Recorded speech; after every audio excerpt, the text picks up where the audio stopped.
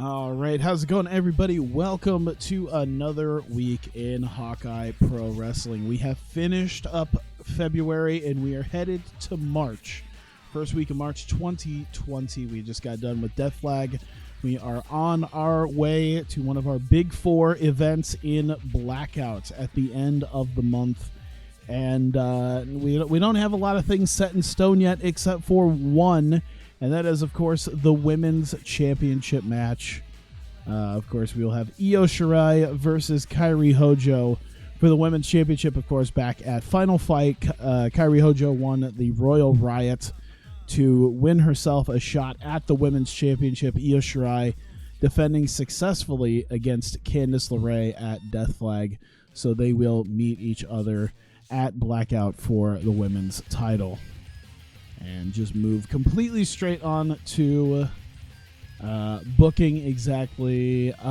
There's a couple things I've changed. Not a lot of change. Basically, as far as my child companies are concerned, I sent a couple of people down there because I just feel like they could probably be better used down there. And that's Dalton Castle. And after his quite poor showing, we'll knock the ring rust off of Ted DiBiase Jr. down here, which should be fine because it's not like they're in front of a huge crowd, but they're not in front of a tiny crowd either. I think it's like it's still several hundred. It's still almost 1,000 people, if I remember right. So they're still getting kind of over. But it gives see 916, 897. It's still almost 1,000 people, you know. So it'll give them a chance to have some ring work in, and in Ted's case, knock a lot of that rust off, and maybe bring him back up at some point later. Hopefully, also solve the potential overpopulation problem in our. I mean, really, that comes from all the contracts I offer, but. It's one of those things they probably didn't need someone like Sean Spears, who I still don't have a picture for, as far as I know. I thought I made some. Maybe I didn't. I'm trying to find out a good. I see Larry East, but hey man, what's up? I know I made some pictures. Did I? I thought I did. Maybe I didn't. No, I didn't. Yes, I did. I should really do that because I finally got something for some of the people who didn't have portraits at all ever. So that'll be helpful. I just got to remember where I put everything because I got like 3 hard drives in here, and I just got to remember where everything went. This is the pain that comes from trying to find stuff. I'm just trying to talk and fill the time before I put the pictures in there. There we go. Okay. Let me do... Oh, God. What did I just put in there? I know I put Violent J's. We need him to look presentable, so we're taking his paint off. And he still... Doesn't he look like an attorney? What was it? Sean Spears. Let me see. Sean Spears. Yep, that was the one.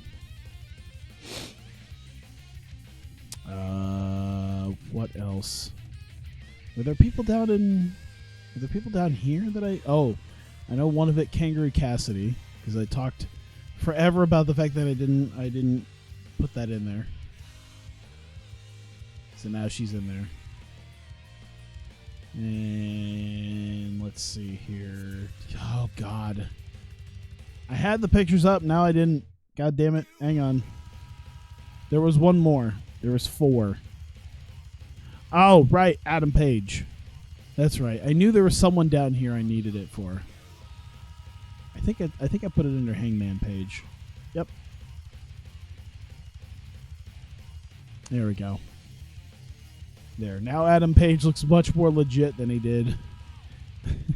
I think there's still a few pictures I still need to change. Like if I get Sly Sebastian, I don't know. I'll have to find something for a Michael Foley Jr. Yeah, other than that, yeah. There we go. Okay. Also, the other thing, as I talk about overpopulating my and overcrowding my roster, I'm potentially going to do it again because I was looking through certain workers, and the timing of it was impeccable. Because I just looked through workers, I think, make sure they're not a negative influence, make sure they're an active wrestler. And it's amazing who you can actually find who's here, who's maybe at least like a regional star. You're looking for some good in-ring workers. It's amazing the type of guys that you can find. And, there's quite a few guys that kind of like piqued my interest. A lot of different people that really piqued my interest as potentially bringing them in. But there was one guy who I found out is having about 4 different companies right now vying over his services that I want to throw my hat in the ring for, and that's Taiji Ishimori. The timing of it is impeccable because, as I look to negotiate, he's already got All Japan, Dragon Gate, All Japan and Dragon Gate, and I think New Japan and Noah might be on their way to trying to get him as well. But I see 4 years at 22,000. So I think I can already change that myself. If I go, let's do 27.5. And let's do 4 years at 27.5. And just max out his bonus at whatever the safe offer is, 22,880. Well, let's just make it a nice even 23,000, sorry. So 4 years, 27.5. He's very much interested in doing that. I didn't even make a picture yet because it was just a very quick thing that I had seen. And there's a couple of other names on here that I'm kind of interested in. I just might not do it right now. So I'll probably just leave it as it is. Why do I feel like I remember Chris Gerard? I've heard his name. Biff Busick. Why is he Chris Gerard here and not whatever his name is, One Lorcan? We'll see how he does with him then, I guess. So either way, move on. By the way, there was a couple names on there that when I saw that they were on there, I immediately said, I'm going to change my current booking for the Grand Prix because I want to find a way to add them in. Only a couple, though. I don't want to overfill it with guys I don't usually use, because that's not the point of it.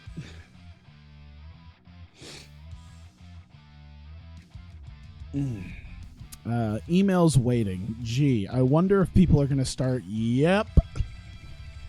Oh, Sterling James Keenan doesn't like the push that I gave him. Oh, yeah, that's right, because I kind of pushed him as a occasional wrestler. Okay, yeah, you'll just be a personality then. There you go. He's still happy at least, so that's good. Let's see here. Christian moved to the Midwest. Miyu moved to Tri-State.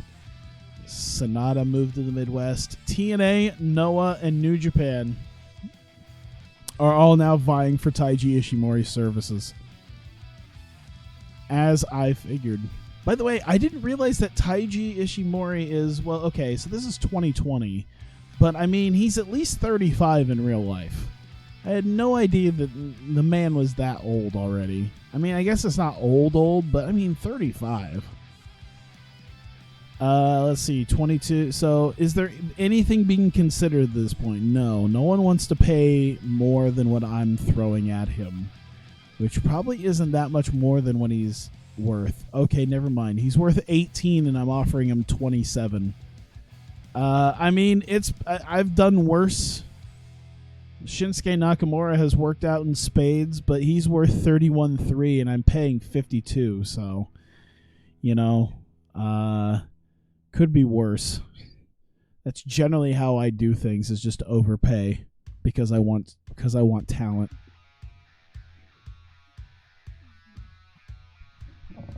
But at least it helps me get good ratings, which also helps push my popularity up. So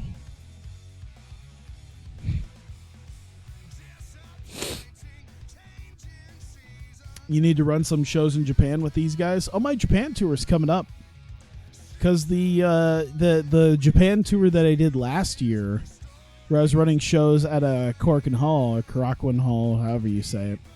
I'm going back, so I got my 2-night pay-per-views coming up after Blackout at the end of April.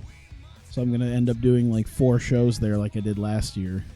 How much did I do, by the way, for that last year? So if I look at my Japan tour last year, Festival, Infamous, there we go. I did 1,312.09 at Korakuen Hall. And then I did 784 and 757 for my TV shows. Not great, but at that point, a year ago, I was ridiculously low in Japan. Like, I was pretty much an unknown. Now, I'll probably draw quite a few people. So that'll be nice. Hulkamania and WWE. Oh, my God. Can you imagine Taiji Ishimori in the WWE? How they would treat him? I don't know how they would exactly treat him, but no one wants to offer any. Ooh. You know what? I think I'll be fine where I'm at. I don't want to throw a ton of money at him because I'm already way overpaying. But I think 27.5 is generally quite a bit more than what WWE's offering. I'm offering 4 years as well. I'm not doing the bonuses, but I'm offering a much bigger signing bonus as well. So I'm going to chance it against WWE because it's not like a necessity to get Taiji Ishimori. Like, if I don't get him, that's fine. But it looks like he's going to be end up choosing between either me or WWE. So that'll be interesting. We're also just a couple million away. Probably won't be till like May or something. We're a couple million away from starting up a network. Very tiny, but I did find out you can upgrade. That was one thing that made me want to get my own network, because I saw it, and I saw, like, if I get a tiny one, it's 12.7 million, but you can upgrade wherever it says on it. I did see that you can upgrade it, though, so that's good. So you can start off small. I could put my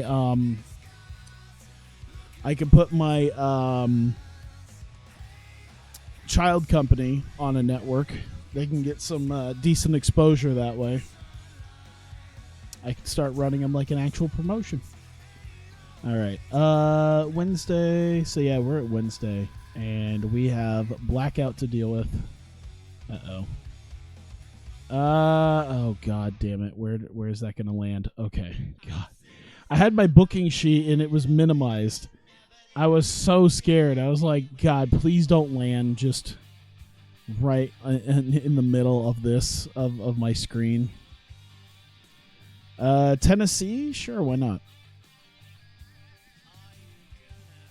What did Helmsley the creator do?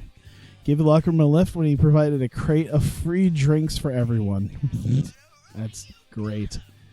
Bully Ray John Hennigan passing on tips to work as a babyface. And for Leva, pass on microphone tips. Perfect. See, everyone's gelling. Everyone's doing so great.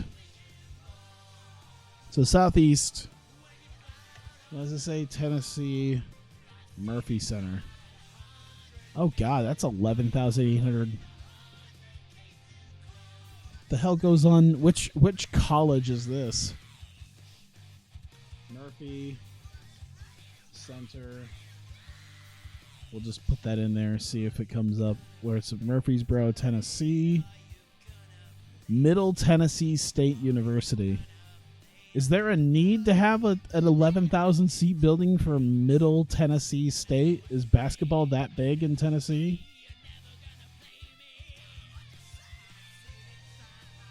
by the way, if you actually look at it, it looks like it was once a smaller building that was made bigger. Like, you see, like, the main part of the building, and then you see, like, these extra things. It's like someone clearly just put this in here. Like, it doesn't feel like... See, look at that. They don't even fill the place up. I don't get the idea that there's obviously these extra seats that were implemented at some point. There's not a need for that. It doesn't look like you fill the normal seats. It's about the most full picture I can find right there. Yeah. Sure. I mean, I guess why not? If you want to have an 11,000 seat arena, we'll use it. Are we really going to have that many people show up for that? 10,000? Yeah. We'll probably fill it up more than their own basketball team. All right, let's see here. Basketball's decently big. Like, I figured it's probably decently big in Tennessee, like Tennessee and Kentucky. But I feel like there's a difference between Tennessee, like, even though I think mostly, like, the Tennessee basketball team I think is pretty good. I think they're mostly known for their football, but like, I feel like there's a difference between Tennessee and Middle Tennessee State. Even, like, I'm thinking even Memphis is like, I mean, it's like, okay, Tennessee, Memphis, cool. Middle Tennessee State, I mean, I don't know, maybe they're better than I think.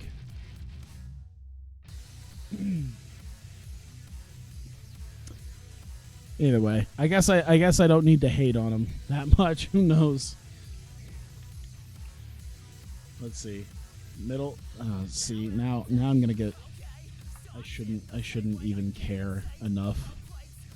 The Conference USA team, whatever. All right. I know what I'm building to. I know what I did pretty much at Death Flag. Let's see here. Let's see. UT's more women's basketball than men's. Okay. Young Bucks, we have the Kingston. Okay, we could have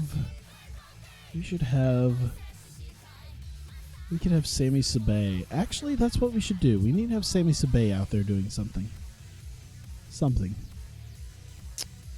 There we go. And he'll face kind of a lower tier guy.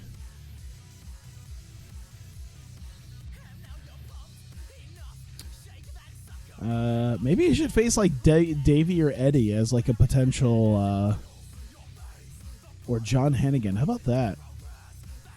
It's make an exhibition match out of it. A congregation exhibition match. That sounds like it's pretty good. MTSU is number 3 or 4 in Tennessee, contending with Vanderbilt. Vanderbilt's almost never good in anything in the SEC. MTSU is sometimes decent in the Sun Belt and now CUSA. I was going to say, Tennessee's got to be number 1. Memphis has got to be number 2. After that. 83, 87. 82, 90. So these guys could just tear it up for 14 minutes. We'll do that. We'll do Sammy. We'll do open match, call it in the ring. This will be our storytelling match because I don't think we're going to get a better average here. Decisive, all out. Just go ham in a non-title exhibition. The point is we're doing an exhibition. And I could almost be a main event, but I feel like I could still come up with a main event. All right. Look at the history, what I did last week at Adrenaline. I should probably look just to make sure that I didn't do anything in particular. I don't think I did. Let's see.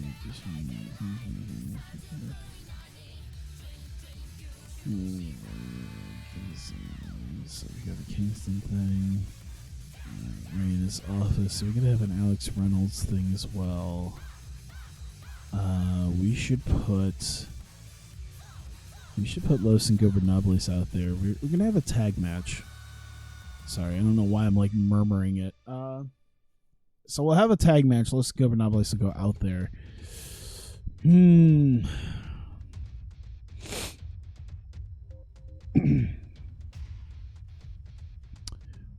3K, Reseda Vice. We'll have the Wolves out there. The Wolves don't wrestle that much. We need to have the Wolves out there doing something.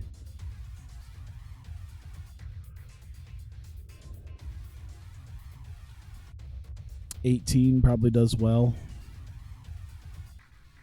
Yeah.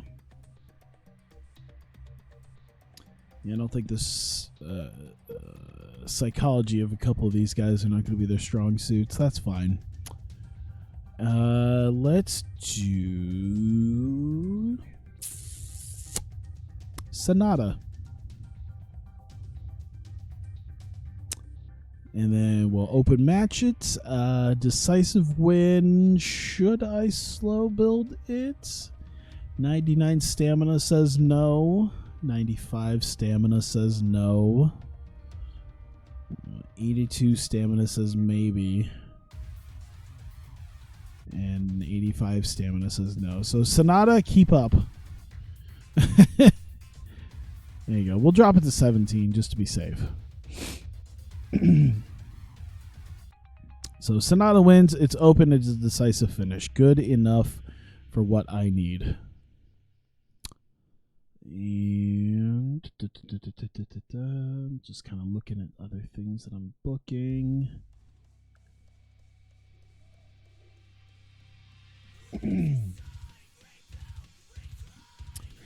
I feel like we should still have 10-man tag. This will be our main event here. This is a necessary main event. Kushida. Should he go out there with the Young Bucks? I think maybe the Young Bucks. Yeah.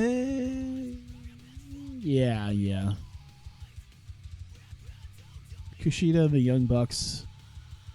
As hey, go out there, deal with them. You know, they'll deal with what you're dealing with. And then Pete Dunne can go out there with let's do Chris Hero. And we have Adam Cole. Do I want to do Adam Cole right now? Let me see. What is the team looking like? Chris Hero. We should put Devitt out there instead of Cole, because I got something else for Adam Cole coming up. So we're gonna put Dunne, Hero, and Devitt. So we'll do Kushida and Young Bucks versus not Cleanup Crew, Jesus. R&R Fight Team, and it's Dunne, Hero, and Devitt. Here we go. Oh God, I'm starting to lose. I think I mentioned this before, but my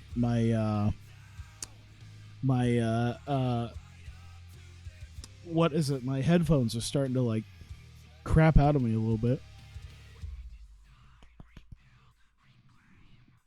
Literally like slapping myself if I yawn. I'm glad. This is why I don't have face cam, by the way, is you don't see me act like a freaking moron. Where it's like I just yawned, I just gotta smack myself now. Yeah, it's not gonna be the most helpful thing.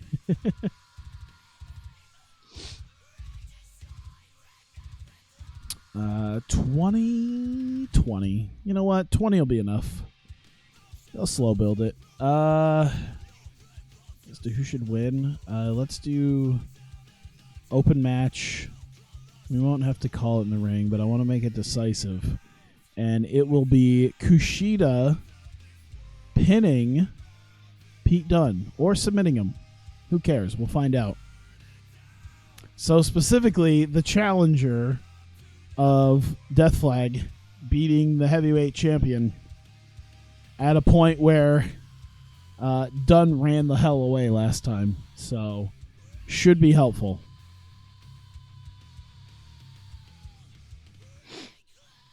And I'm thinking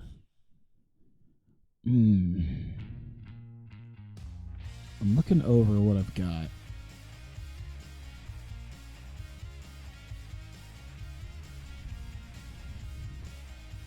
There's a few other stables. We need one more match. I don't know who should go out there. My mind my heart says Hiromu, but we haven't really dealt with any day one people. Day one guys should go out there. There we go. We'll have a before anyone comes in and starts screaming about it. We're gonna put Shane Hollister in a match because his match history, yeah, he could use like a one-on-one match, nice little one-on-one match. And a win, probably, too. Before everyone just rees out about it.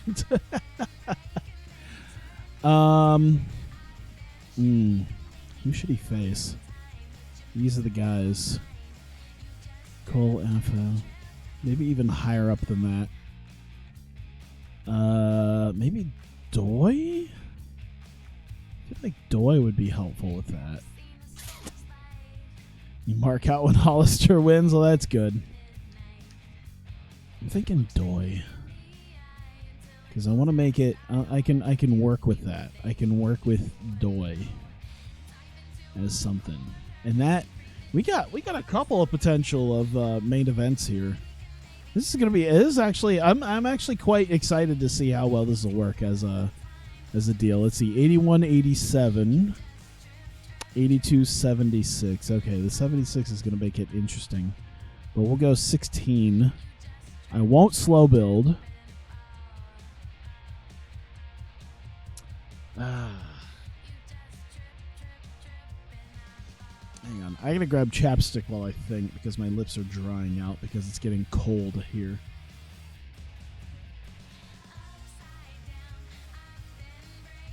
It was like in the 40s. Now it's 31. It is 31 degrees outside.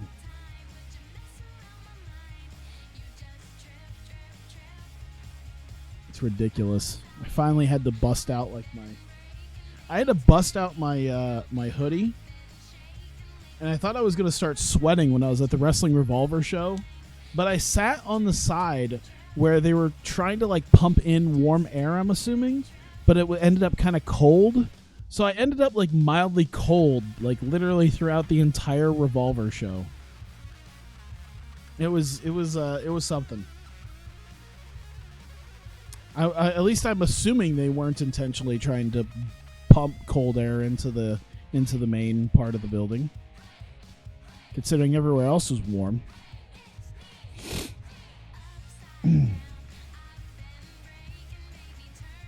Let's see, Doi or Hollister. Let's go Shane. Open match, decisive win.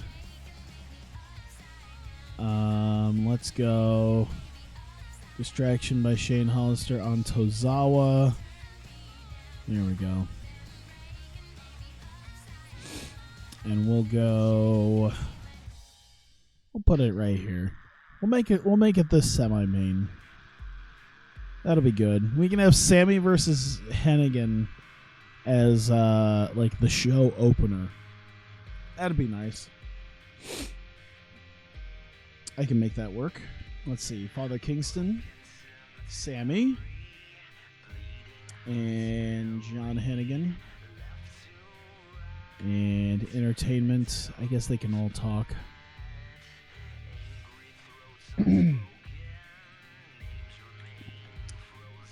Kingston out with Sammy and Hennigan.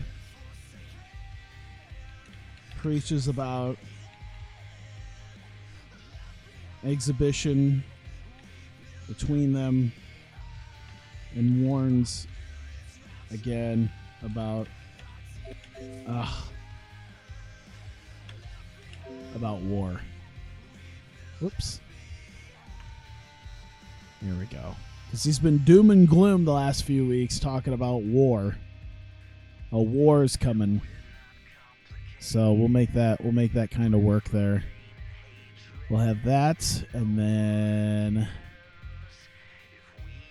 Let's see.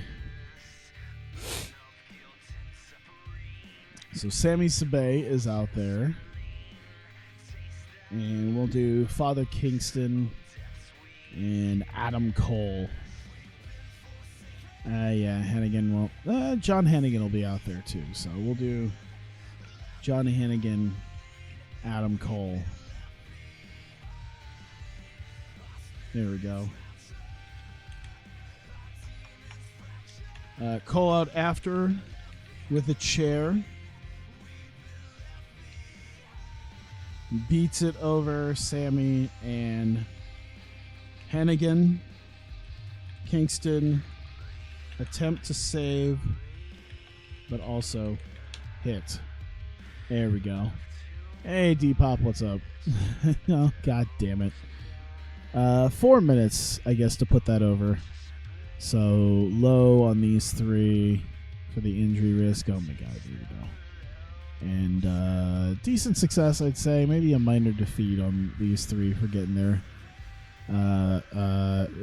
Bashed in. There we go. And we'll throw that right there. Actually, we'll make this 3 minutes. It shouldn't have to take that long. All right, Los Ingobernables American Wolves. I'm trying to think how I want to work this. Let me see.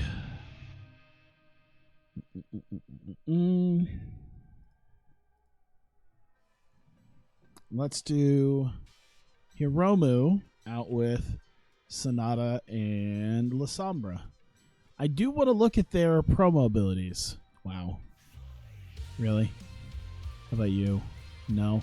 Well, that's fine, because Hiromu's the one I'm planting my flag on. Oh, God.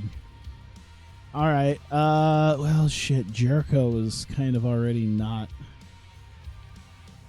Do we have Tetsuya Naito today? Tetsuya Naito's here. God damn, even he's not great. Shit. Hey, Okada, what's up? I'm so a breakout in the women's show where he wears his new frilly pink outfit. Oh my God. Bob Sapp with a cross-dressing. Bob Sapp just takes the lady beard gimmick and tries to compete as a woman.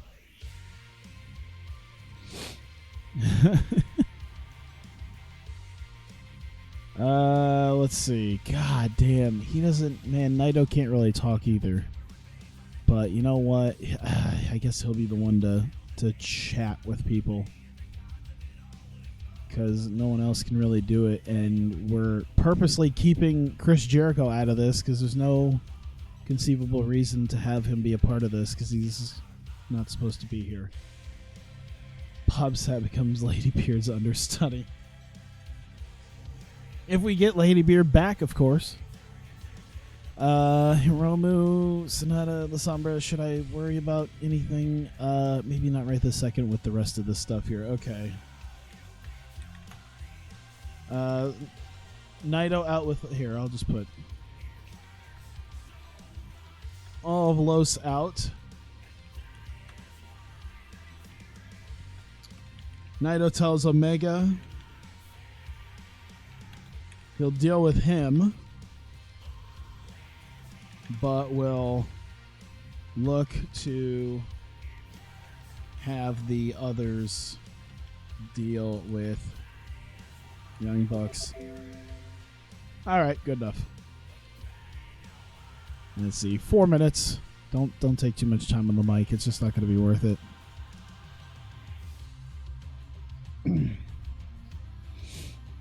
There we go. All right. We'll put that right about there.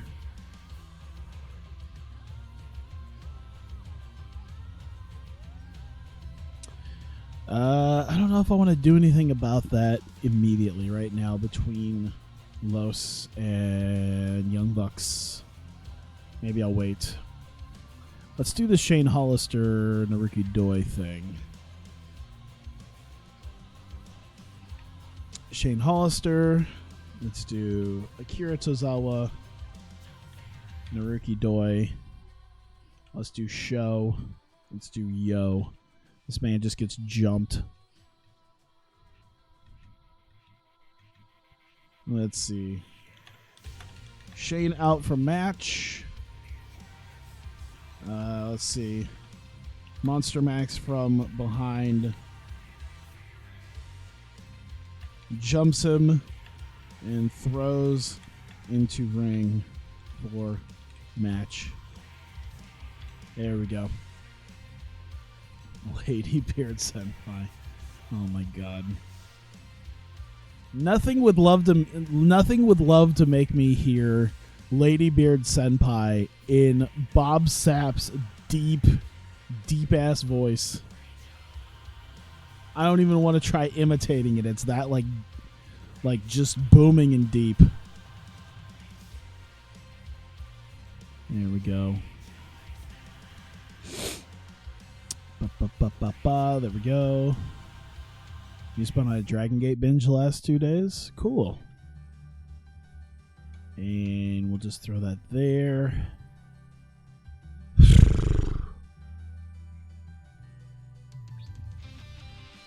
I feel like if you're going to beat him down, to not make Doi look like such a dork, I should have some way of... You know what? I feel like a decisive finish is not what I want. I should make it a tainted one so that he cheats. But hey, you know what? Good guys can cheat too. Let's see here. I'm having trouble trying to figure out what the hell is going on. All right. Let's see. So yeah, Shane Hollister finds a way to cheat. So Shane, Naruki Doi, Akira Tozawa. So we'll do selling. But no, nothing here, so... Shane, after cheating, runs out of the ring and into crowd while Akira and Doi are mad. Yeah. Just like 3 minutes.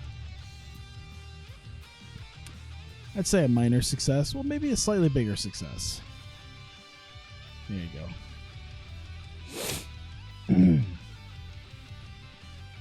Most consistent promotion comes to great multi-man matches. Yeah. To be fair, when I do my 6-man and potentially 8-man stuff, like a lot of that I kind of borrow off the idea of Dragon Gate, just having this like fast-paced matches. Their multi-man stuff is just always great. It's weird because like I don't give two flying fucks about like New Japan's multi-man matches, even though that's kind of how they build some of their one-on-one matches. But yeah, Dragon Gate's multi-man stuff is fun. They have some guys who just always seem to be pretty much strictly multi-man stuff and just kind of excel at it. Let's see here. Kushida, Young Bucks. Okay. Let's do Kushida, Kenny.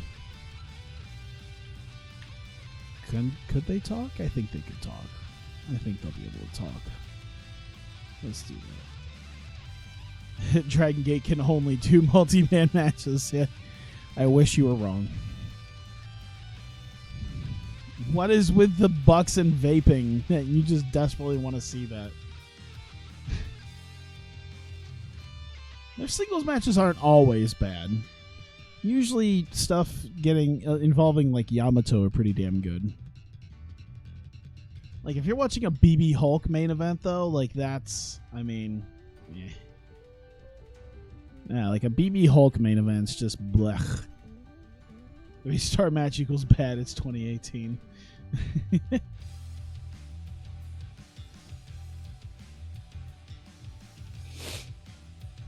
Let's see. All right, so Omega up to Kushida backstage. Wants to know that tonight the Elite has his back.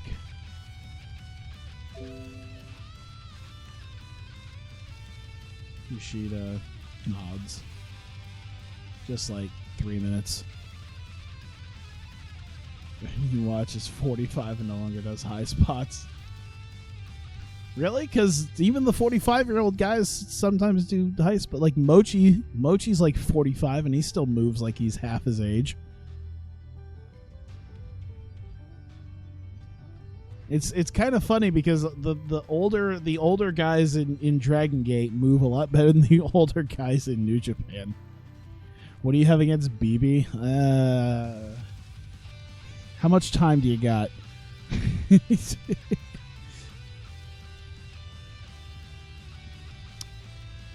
Let's see here.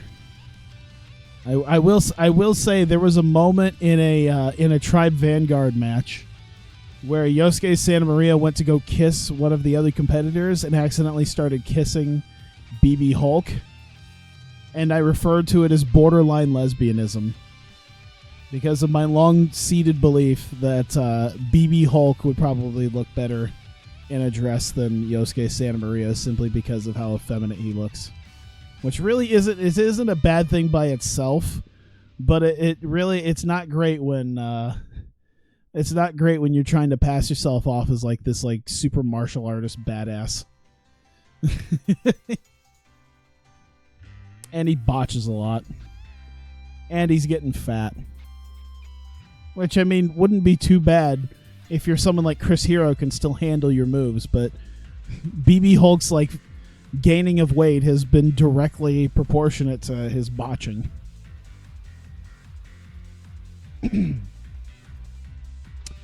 Oh God. Let's see. Let's do Kushida, Pete Dunne. All right. There'll be sex appeal. Pete Dunne sex appeal and Kushida sex appeal. Let's do entertainment.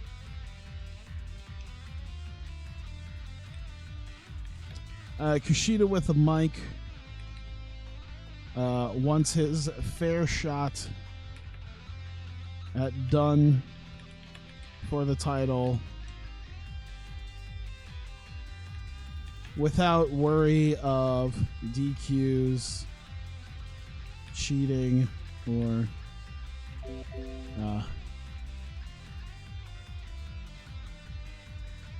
without DQs or cheating. Wasn't BB Hulk's whole gimmick was that he was swollen, wore hot pleather pants? I mean, probably a few years ago. He's certainly not swole now. Mad Blanky BB. Was that goth? Was that like goth teenager BB Hulk?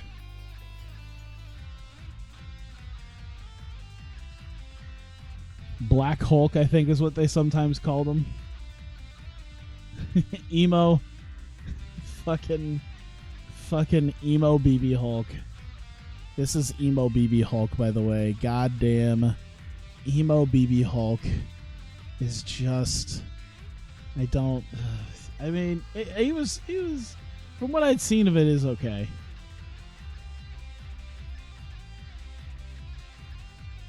Definitely better than whatever the hell we're getting now.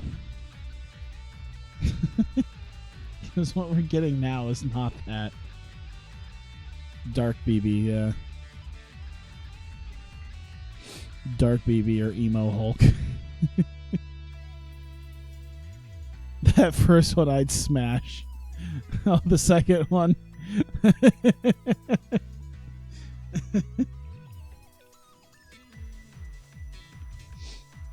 I mean, that's kind of the point of Dragon Gate, honestly, is having characters like this that no matter how they kind of look, like girls just want them. That one's, yeah, he had like much longer hair there. Trying to see, oh yeah, that's the epitome of dark BB Hulk. Gaze upon his beauty. All right, I'm getting sidetracked.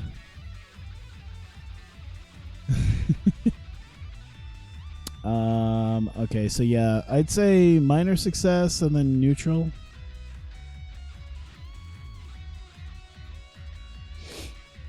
There we go. We'll end on that, and then I can fill up the rest of the 25 minutes with stuff that I need to be putting in here. So let's see here. Alex Reynolds will need to come out. Reynolds out.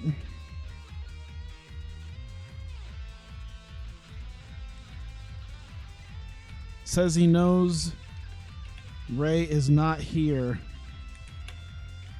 but sends a message that he wants him at Blackout. Just an easy enough thing to say, hey, this is gonna happen. I want it to happen. We'll put it there for right now.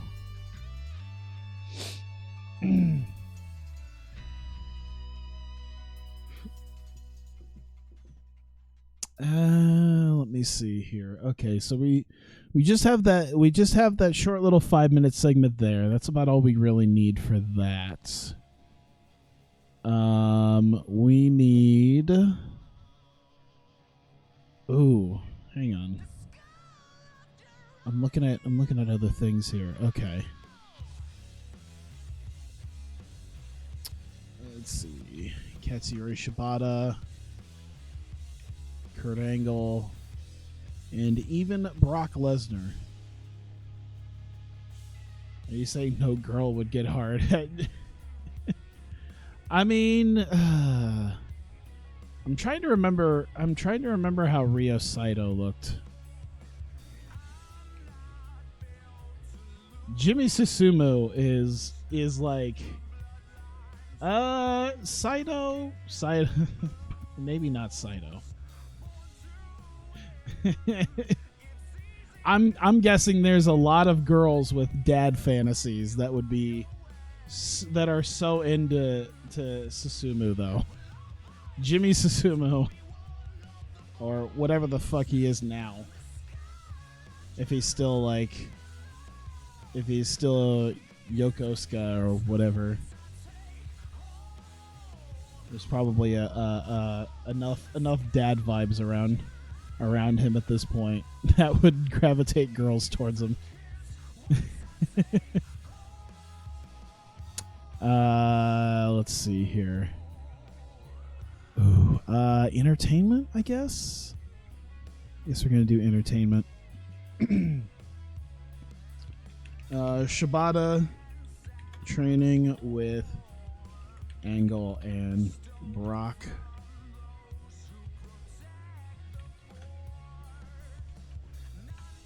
All three, well, he and Brock look forward to future matches that may have been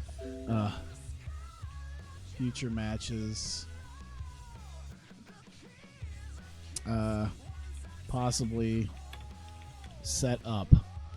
So I feel like let's see here.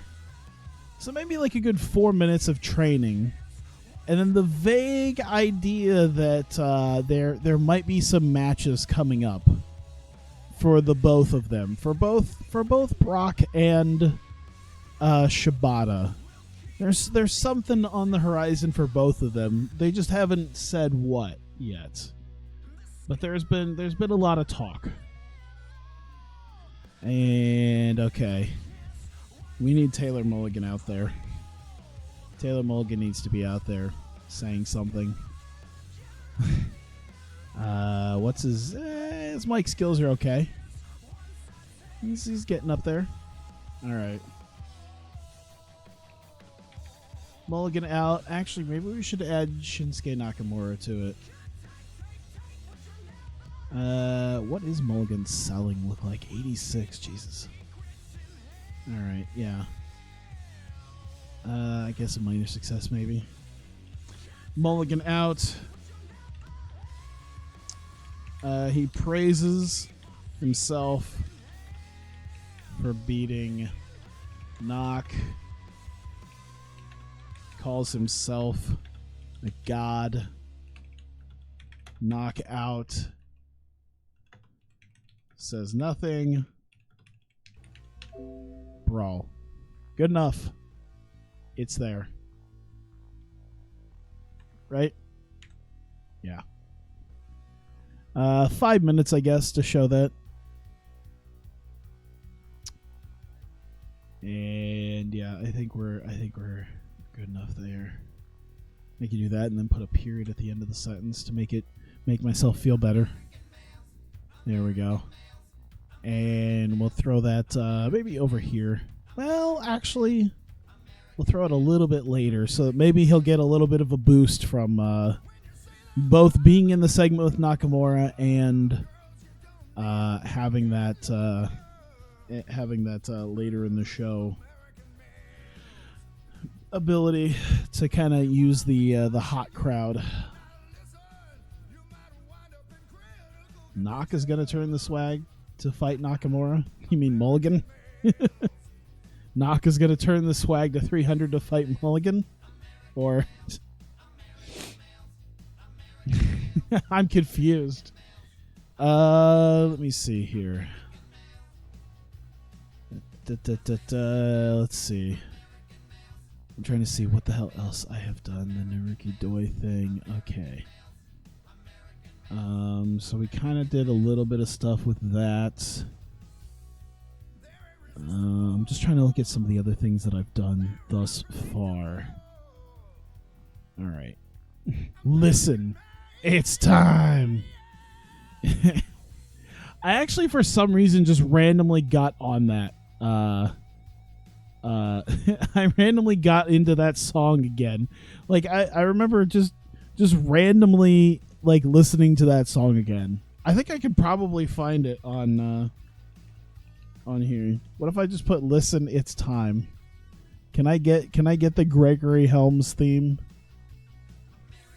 It's got to be in here. Where's the Gregory Helms theme, Google Play? It was such an odd theme.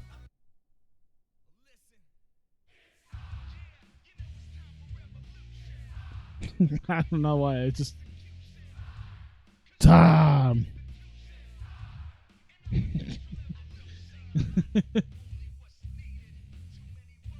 All right. While I just listen to this, probably go to some other... Oh God, there's some fun songs in here. Jesus. I can't wait.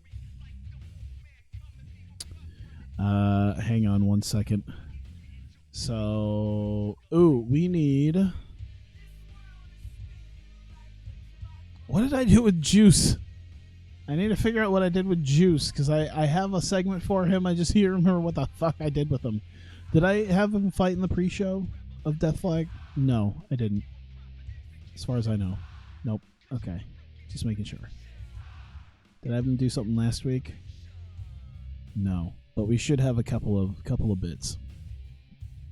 I got it. Let's go with Sterling James Keenan, and we'll put Juice out there with him. That's what I want to do. SJK out. Talks about sending Ted Jr. packing. Juice confronts and wants SJK to fight. Just say him. WWE have any stables at the moment? I mean, to be fair, if you have 3 guys, they consider you a stable. So there's the New Day and the Shield. I think that's about it. I think they had another one that they let go of now. All right, I want to listen to this because it's on there. Oh God, am I gonna have to turn it up? Yeah, I'm gonna turn this up. This needs to be heard. Oh, and Riot Squad and Undisputed Era.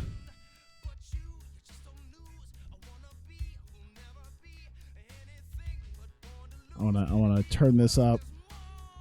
People need to hear. People need to hear the smooth how about 7 minutes? It gives Sterling James Keenan enough time to talk and enough time for Juice to confront him. Oh, and the 4 horsewomen sort of thing, whatever.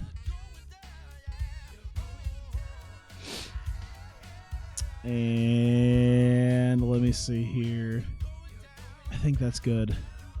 All right, so we have 4 minutes to put something else somewhere. So we could have this moment come up here. So we'll have 4 minutes to put something else. I'm trying to see if there's anything else I need to push towards. I'm sure there's people I need to push towards. Tom and Brother Ray aren't going to be there. Joe and Rude. Perhaps. I don't know. Joe and Rude should probably show up. That'd probably be a good idea. Trying to think. Yeah, Joe and Rude and maybe Shelly. Yeah. We'll see. How about that? How about let's do Samoa Joe. I've got an idea that I could use with that. So Samoa Joe, Robert Roode, and Alex Shelley.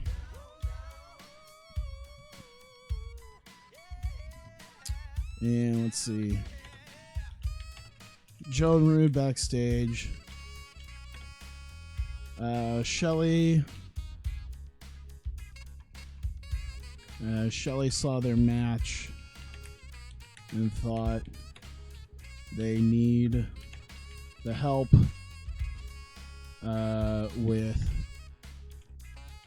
successful with, let's see, how to be. I feel weird saying how to be a successful tag team with Robert Roode, because it's like, man, he knows. All right, I know this song's almost over. I'm turning it back down before it moves to whatever the next thing is. Let's see, there's Obsession. I'm trying to see if there's anything else good. No. WWE music back then was like very meh. It was very meh. It was okay. It had its bright spots, but you know. He was a tag champ in a Bush League. Oh my god. That's a good point. Let's see. Okay, I'm gonna try this all over again. Okay. Joe and Rude approached by Shelley about their tag match. Let's see.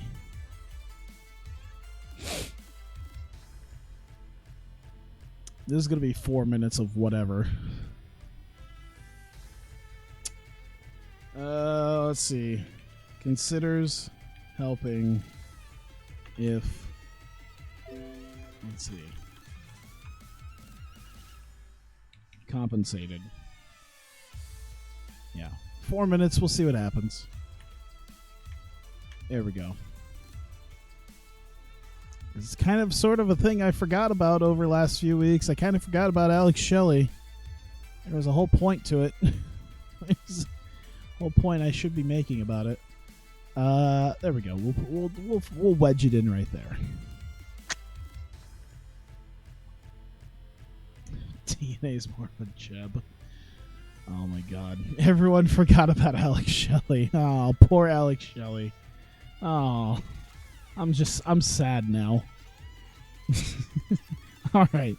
Good. We're going. And yeah, 125, we're ready to go.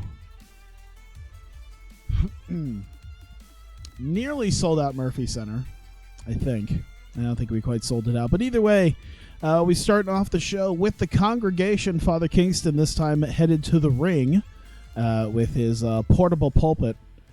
Instead of preaching in a church, he has his pulpit where he praises Sami Sabay and John Hennigan, but preaches the idea of keeping yourself sharp So he has arranged an exhibition match for a non-title exhibition match between Sammy and John Hennigan, and warns once again that he knows just on the horizon for Sammy, unfortunately, a war may still be coming. So to keep yourself guarded for that to happen. And that gets us to Sami Zayn versus John Hennigan. Wow. A lack of psychology that had an 82 and an 86. How?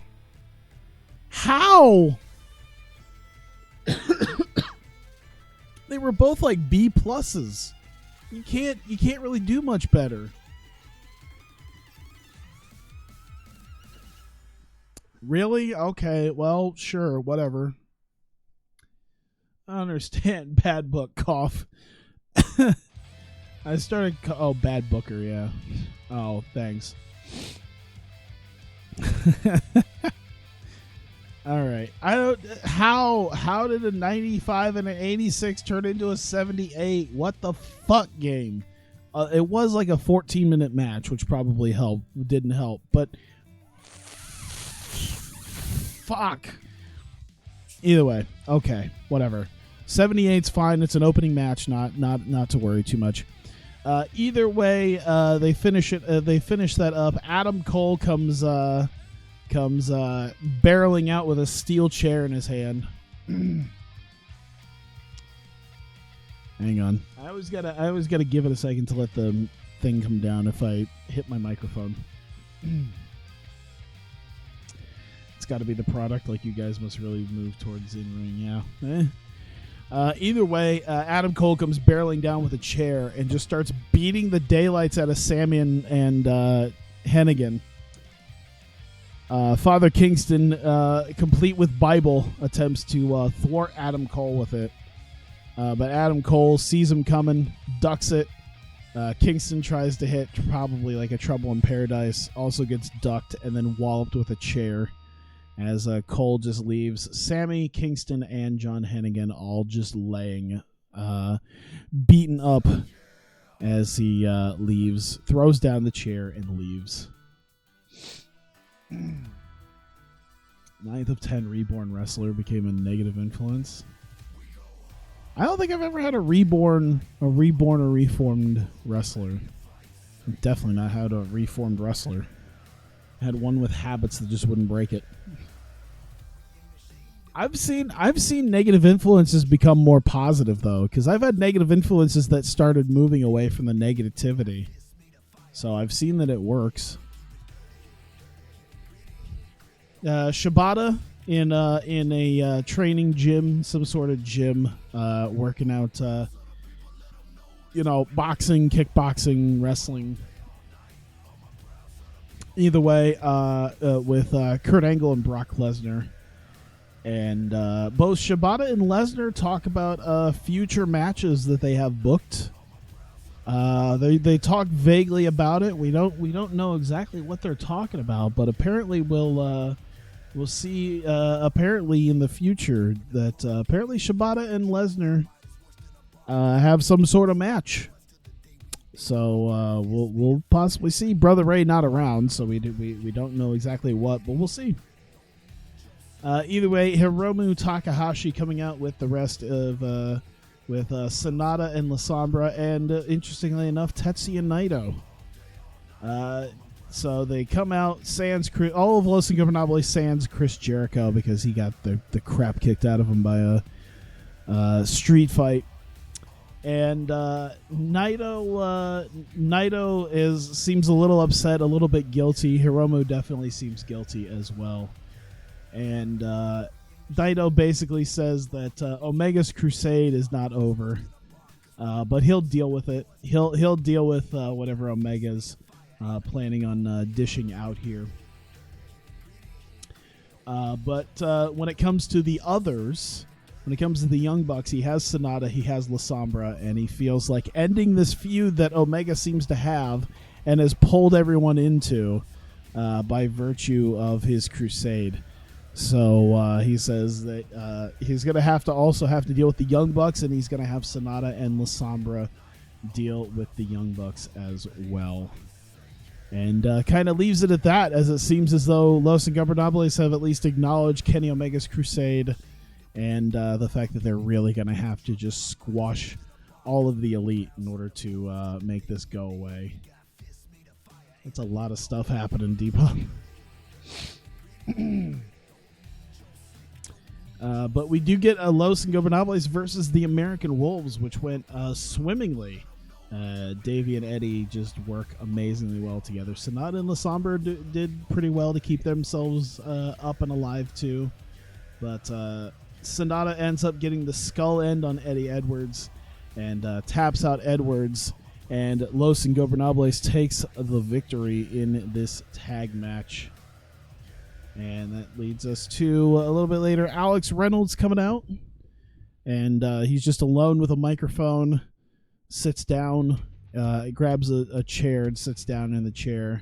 And he says that he knows Brother Ray is not here and that his road to redemption is not over. And there's at least one more person left to put down, and that is Brother Ray. And he knows that Brother Ray is not here, but he wants to send a message to him because he knows that Brother Ray is going to see this. And he simply tells him that he wants Brother Ray at Blackout. He doesn't care how it happens. He doesn't care really what type of environment it's in. But he doesn't want any rules or mercy or anything like that when he gets his ultimate revenge on Brother Ray. So the challenge has been thrown down. We'll see what happens with that, as assumedly we'll have Brother Ray next week. And we get Samoa Joe and Robert Roode in their locker room. They don't have anything to do right tonight.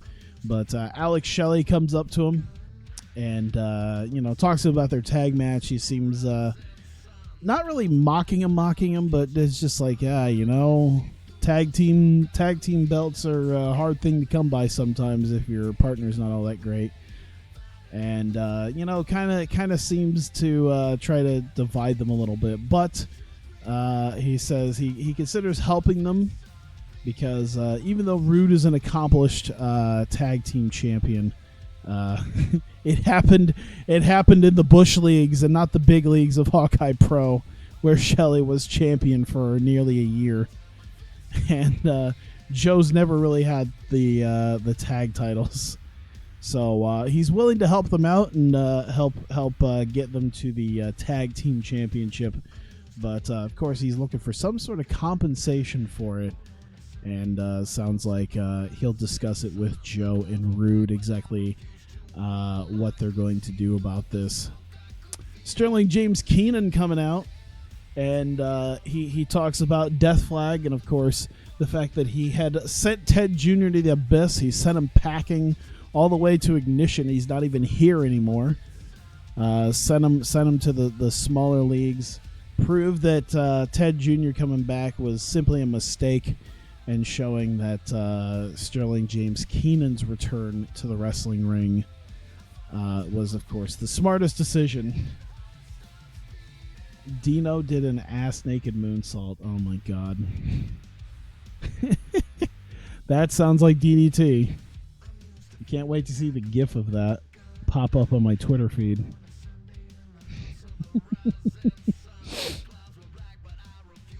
Just a 45-year-old fat man moonsaulting naked. Sounds terrific. Either way, Juice Robinson comes out after hearing all of this and confronts him and basically tells him if he's that sure of himself and he really wants a strong fight against a strong opponent, then how about someone like Juice? It's if he really wants to test his worth. No, not Dino from New Legacy. Dan Shoku Dino. Oh, you're just joking. Oh, wow. I just Amelia Bedelia the fuck out of that one. I just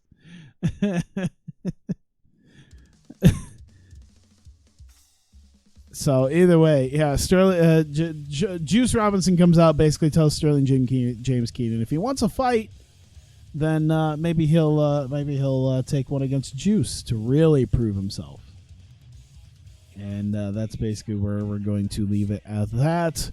Shane Hollister coming out for his match against Naruki Doi. Ends up getting jumped by all of Monster Max. And gets thrown into the ring. Doesn't take a huge beating, but definitely gets a little bit.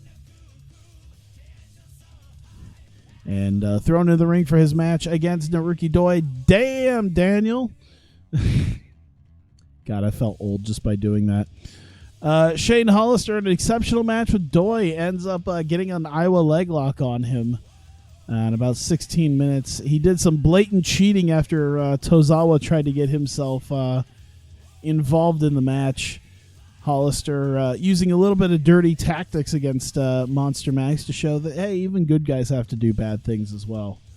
And ends up using it to lock Naruki Doi into the Iowa leg lock. Maybe like hooks his feet into the ropes or something, uses it for leverage. Or maybe uses a weapon just against his...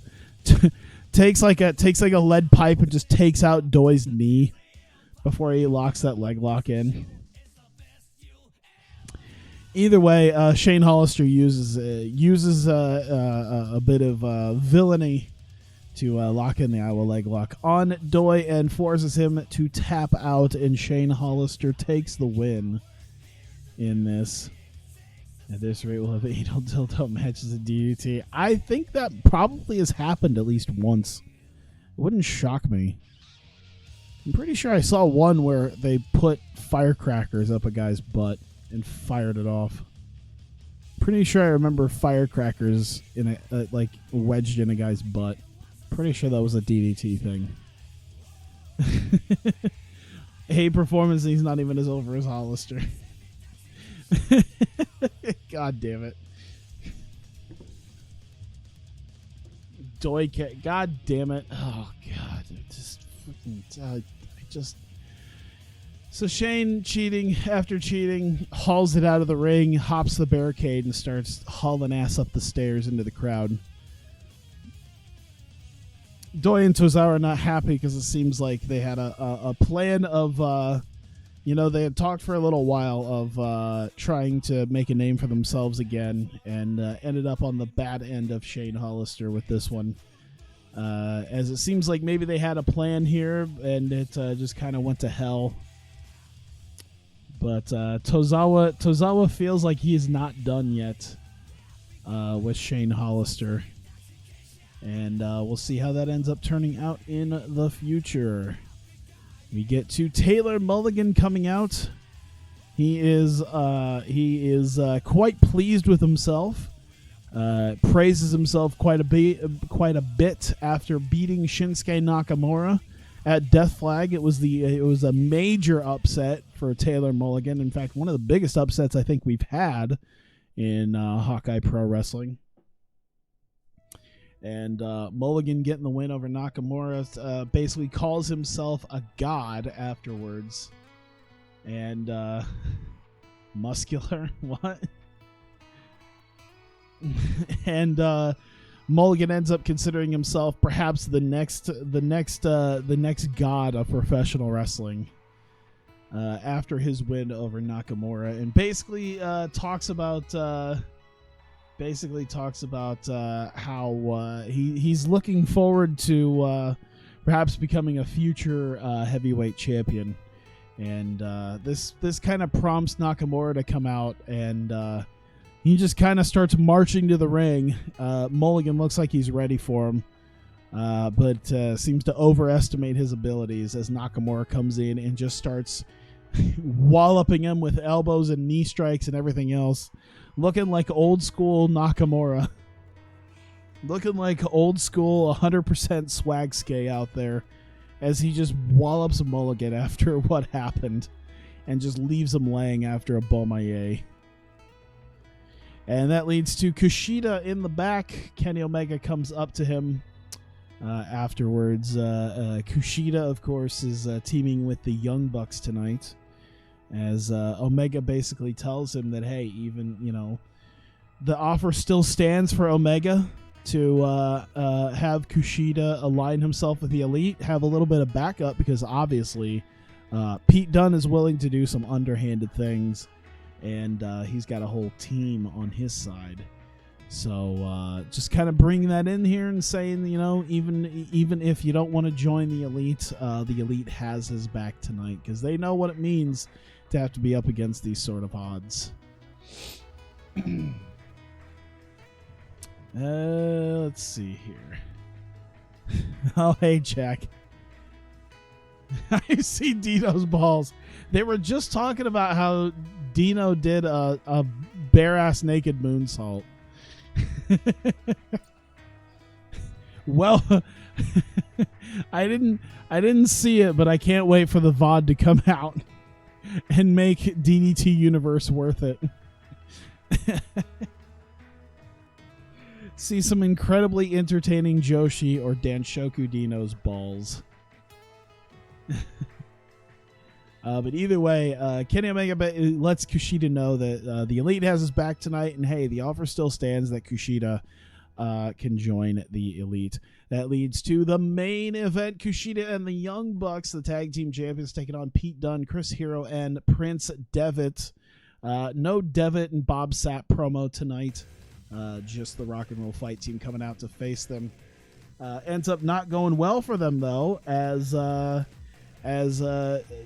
Midnight Express gets hit by Kushida onto Pete Dunne, as Kushida pins the heavyweight champion to show that he was full naked for at least 5. Oh my god! And Kushida ends up getting the pin on the heavyweight champion to really show his ability against the champion, and sort of getting that moral victory that he wasn't able to get at Death Flag after the disqualification. So showing that he can absolutely pin the champion. He basically he grabs a mic and tells Pete Dunne he's demanding another shot at Pete Dunne, a fair shot without worries of disqualifications, without worries of run-ins, without worries of cheating. Needs to he wants his match for the heavyweight title one-on-one in a realm where Pete Dunne cannot run or hide or have use any underhanded tactics, or at least anything that'd be considered illegal in a match. So Pete Dunne starts slinking up the ramp with the title, as Kushida is basically challenging him to yet another match. 92, I'll take it. All right, 93, time to put the fucking strap on Nick Jackson.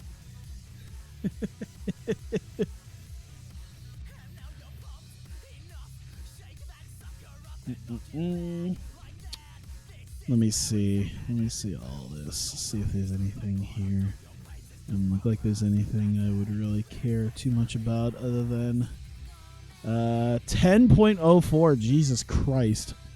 And Adam Cole is charismatic. The kid is a future star, says Prince Devitt. Interesting. We hit the Big 10. We hit the Big 10. That is 7.5 million people watching around the world. That's a jump of over 300,000 from last time. So there you go, 7.5 million people watching on YouTube. Damn. I can't wait. It's time for Breakout. I don't want to delay too much.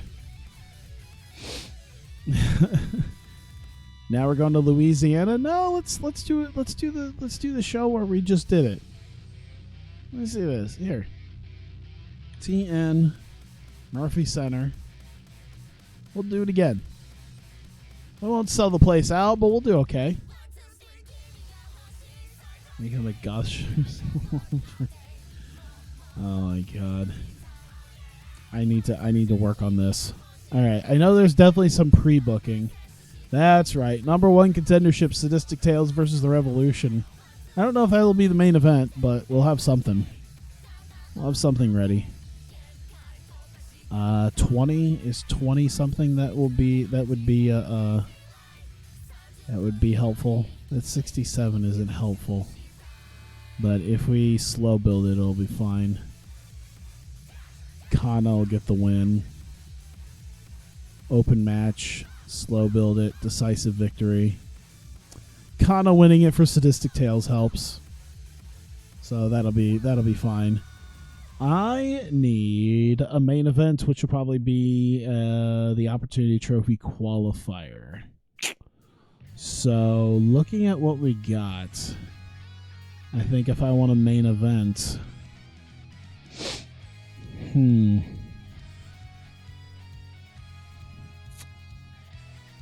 trying to think.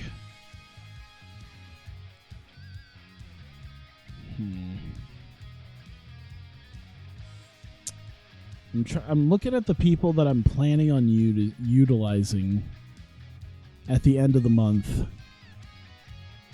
I'm just trying to figure out who I want to put up there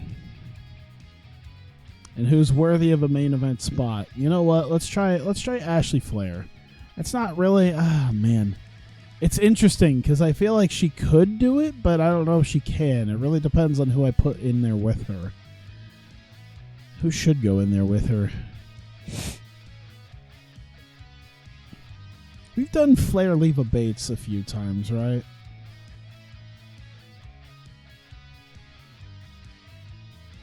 Let me look at this. Let me look at, because I know I think there was an ongoing thing with them. Let me see. Had the breakout thing.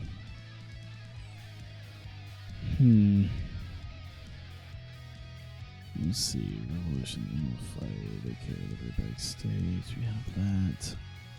We have that. I'm just trying to see. Oh my God, what is with you and Bob Sapp? What is with the goddamn Bob Sapp and Azumi? Please write your fan fiction on the fanfiction.net website. Thank you.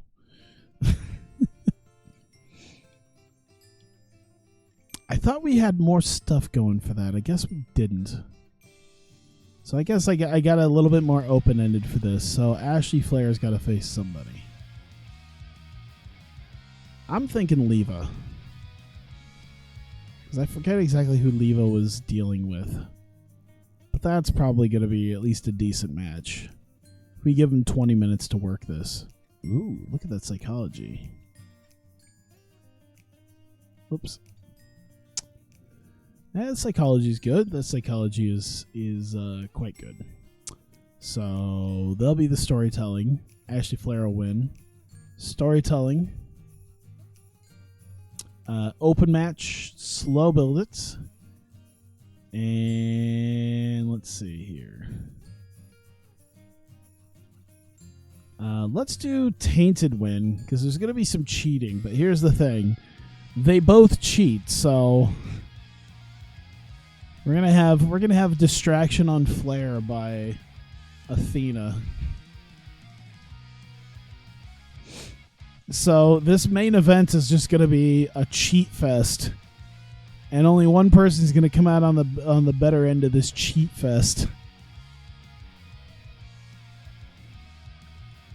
Let's see, Women's Opportunity Trophy qualifier.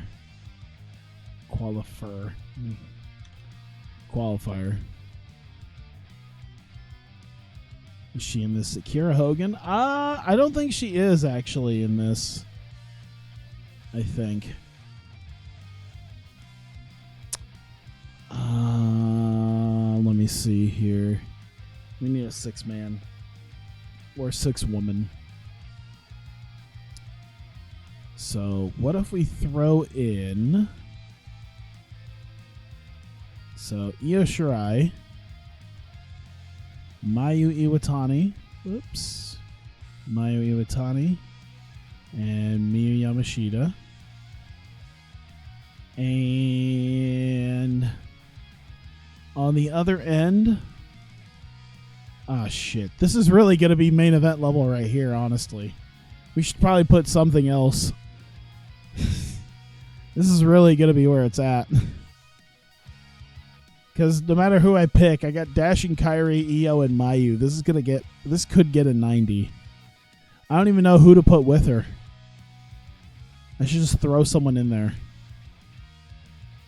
Oh, you know what? Out of respect, we could do a respect thing there. Reika.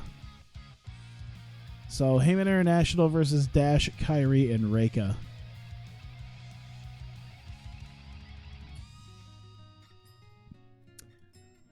And this could probably be borderline. This could probably be our main event. Mick Foley.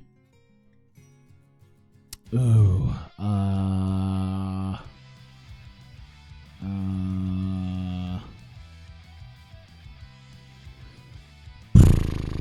I'm trying to think. Let's give it to Dash. Let's give it to Dash. Open match. Slow build, decisive win. There you go. And I'm actually maybe going to move that till next week. So we're going to remove that, and we're going to do a different qualifier tonight. Because I feel like that could still be a main event, so I'm going to do maybe one of the lesser ones. So we did Dash, we did Shida. Let's do Kagetsu versus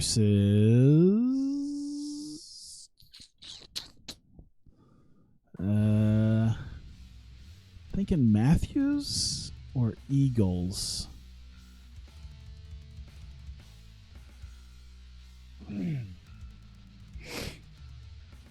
Let's go with the Eagles. I'm trying to think if there's anyone else I wanted to do instead. Nah, I think we're good. There we go. We'll give that 14. Yeah. Stamina's good, but the psychology's kind of garbage. In terms of he'll be the next Ziggler, someone who's over with the crowd, but you have no clue why. Oh, with Adam Cole? Oh, yeah.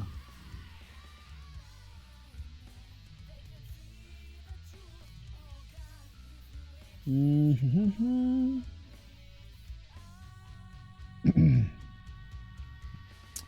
Yeah, so we'll have them go quick. We'll have them utilize their stamina at least a little bit. So open match, all out, decisive. We'll see what they can pull off in 14 minutes. So I feel like there was something else. No, I guess not. Oh, is there a... This should be... I think this is going to be the closest we can get to a storytelling match. I don't think we're going to have enough people in there to do that. So let's do that, and then we'll do maybe another one-on-one. You can have...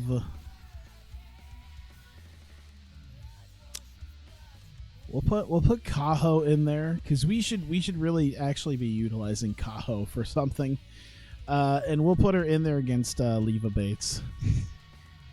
That is what I'll do. Leva Bates can wrestle again next week.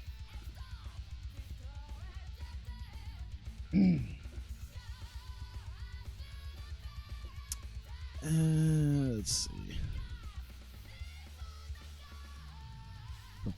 Let's see. I guess dispatch of her pretty quickly. 12 minutes. How much time did I spent 61 minutes.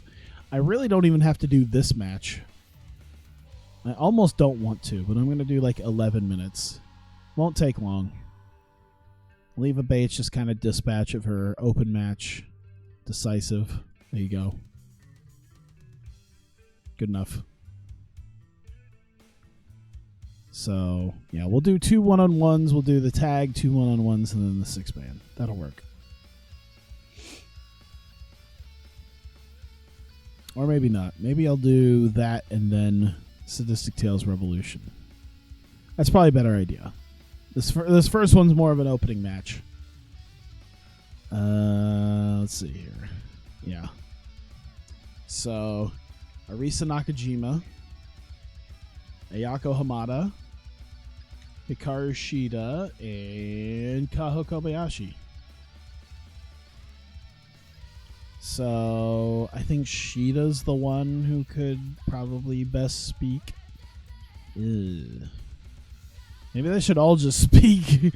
Like maybe at some point we'll make the like if we get enough of them talking, someone will make some sense. Oh, Kaho can't really speak English. No, she can speak fluent English now. Okay. Nah, not like we need her to be speaking fluent English. Let's not have her speak fluent English. Let's just have her say nothing. Say nothing.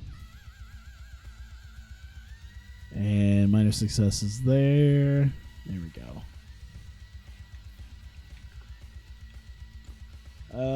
Let's see. Reina's help their protege on a day off by arranging a match for Kaho to wrestle. Let's see. 4 minutes.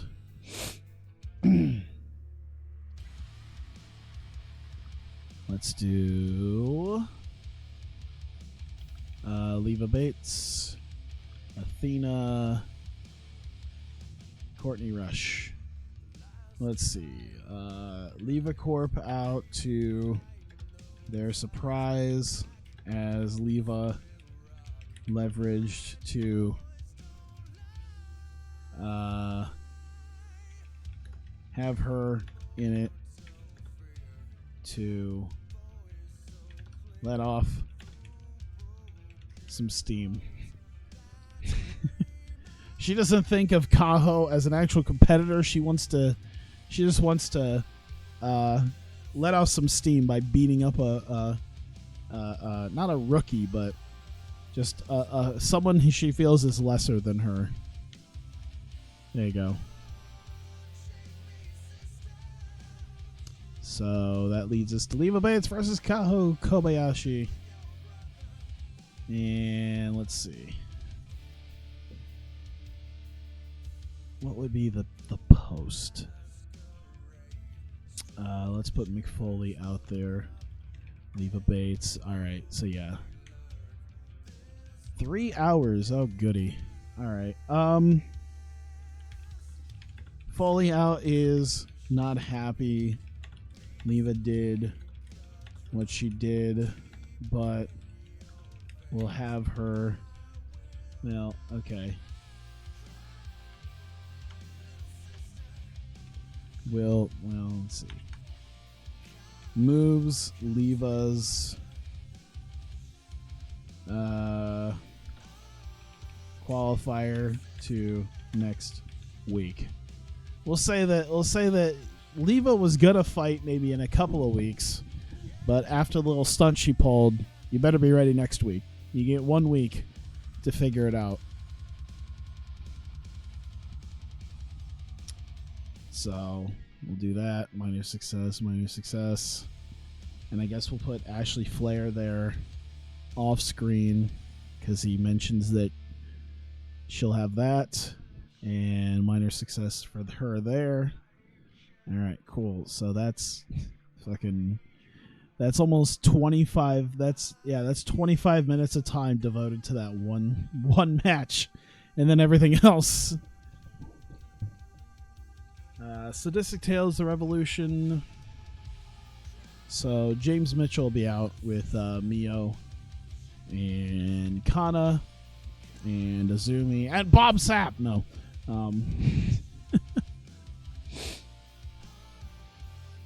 Just like when the Pistons beat up the fans. To be fair, it was the Pacers who beat up the fans because it was in Detroit. So it was Pacers. There's no reason that the Pistons would go beat up their own fans. And it wasn't so much Pacers as much as it was Artest and I think was it Steven Jackson? I forget who it was. I think it was Steven Jackson. But yeah, it was mostly Artest.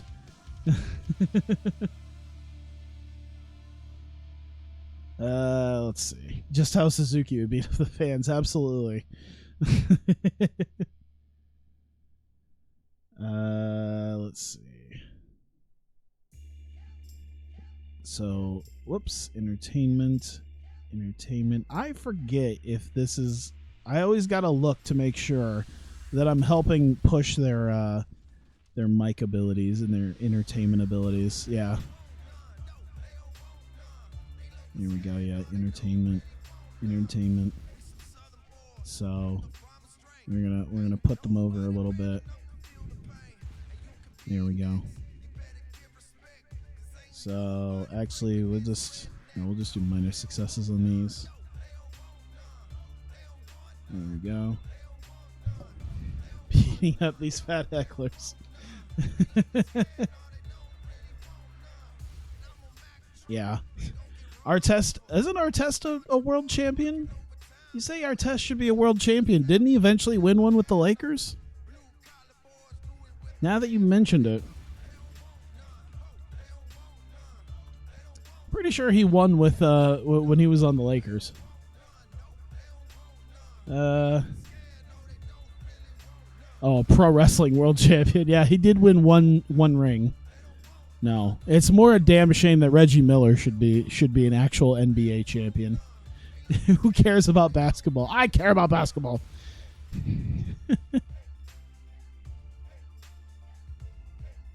Okay, so yeah.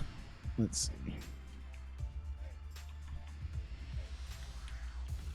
Mitchell puts over Sadistic Tales as future tag champions. Yeah. Basketball's only interesting when a fight breaks out. Sadistic Tales as future tag team champions. And Azumi's learning speed. Just, hey, she's done so great for herself that I think we can already say that we're gonna have the tag team titles. There you go. And hockey fighting is just a part of the game. That's a good point.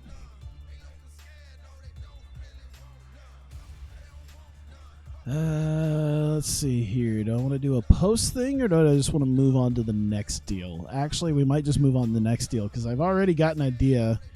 Because we need Drax. We need Drax doing something.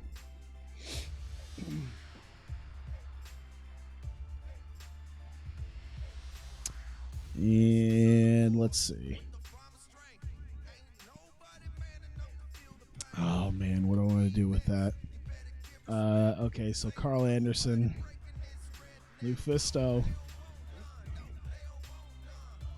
Kangaroo Cassidy, Kangaroo Jess. Isn't Menace the main thing for him? Yeah. Man, I always got to remember who can... You know what? I think they can all probably... There you go. Drax back at Justice Legion headquarters meets Cassidy, who has found the whereabouts of Helmsley and Evil League of Evil. So hey, maybe she actually did some good. So the idea is that she's kind of stupid, but she's an idiot savant. I like that idea, honestly.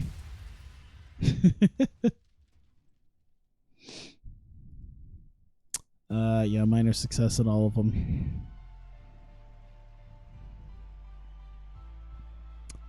And we'll put that right about there. And we'll need a Kagetsu thing here. Let me look at this.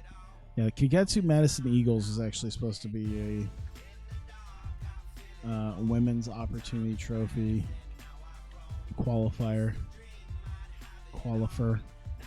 There we go. So All right, Minoru Suzuki out with Violent J, attorney at law, as well as Kagetsu and Hazuki.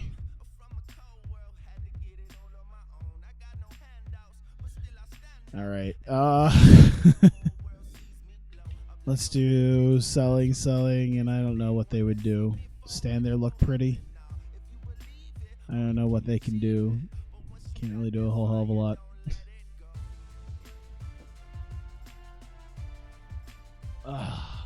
Joshi more than the chat enjoys watching it. All right, so Ueno Tai out. Violent J behind them tells Suzuki about the legal troubles for his actions last week. About his legal troubles. Suzuki sleepers him. There. That's true. The pro wrestling is a TEW. Wow. Let's see. 6 minutes. Here we go. Let's see. 95. Yeah, we'll be good with that. Let's see.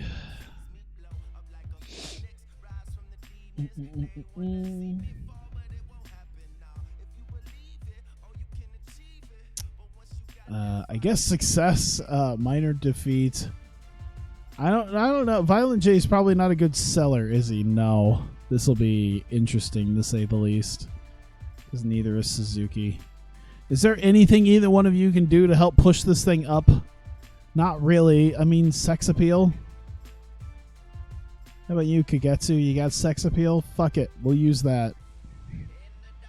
I need them to have something. Keep this afloat. But you'll still be neutral. This is not good. Either way, this is going to lead up to Kagetsu Madison Eagles. Oh my god. Not Kenny Omega. Oh my god. I got so many KAs. Kagetsu. Hazuki. Let's see. Selling. How about that? Yeah. Kagetsu Soar celebrates with Hazuki. I guess we can just do a not rated.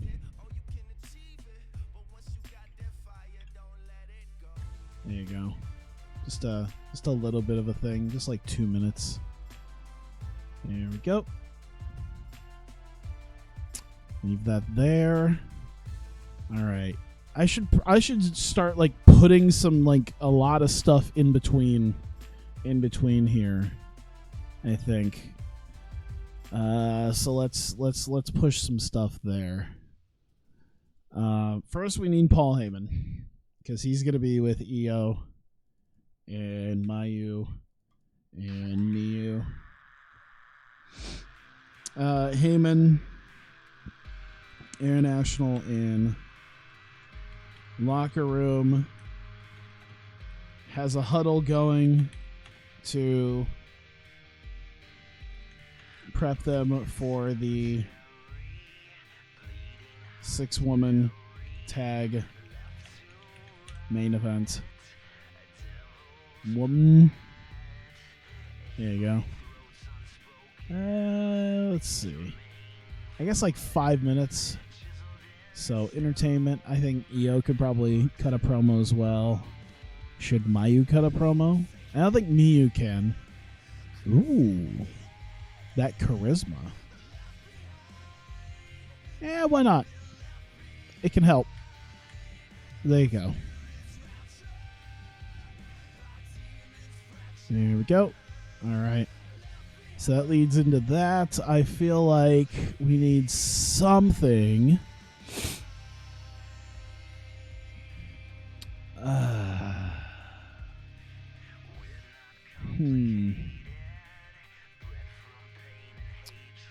I'm trying to figure out, like, because I need to do Dash Kyrie Reika.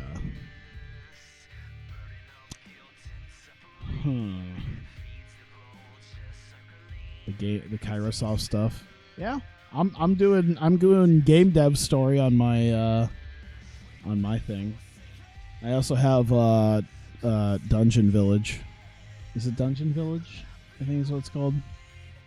Yeah.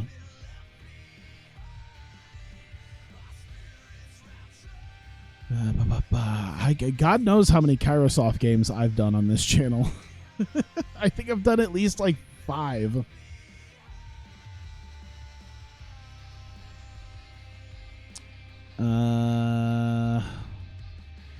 God, I know what I need to lead up to, so I'll do that.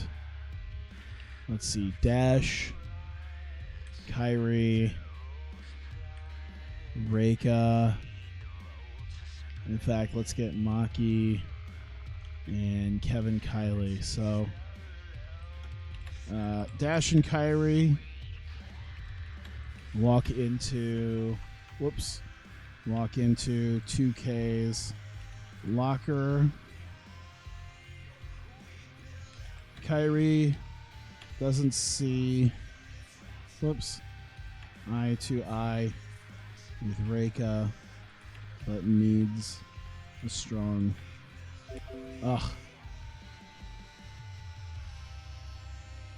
needs her. We'll just do, yeah, we need a strong partner. Let's see. How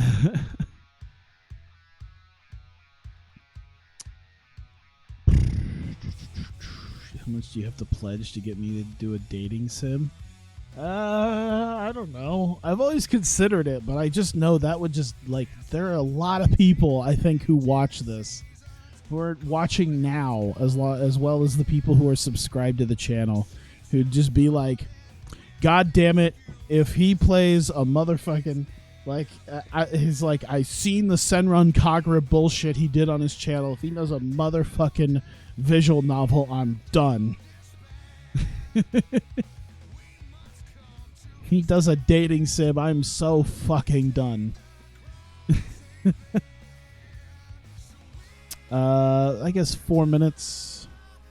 Let's see, Dash, Kyrie, Kylie. So, there you go. Really puts her over then. I think that's pretty much it. I can't play things that would happen in IRL. Wow. I like how you talk about like I'm some fucking virgin. I mean, all the incel talk from earlier probably didn't help, but... God,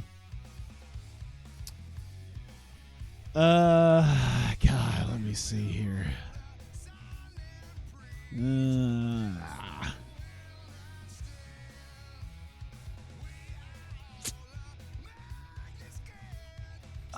I know how I wanted to end it too, so I guess I could probably do something like that. Kairi Hojo, Io Shirai, selling.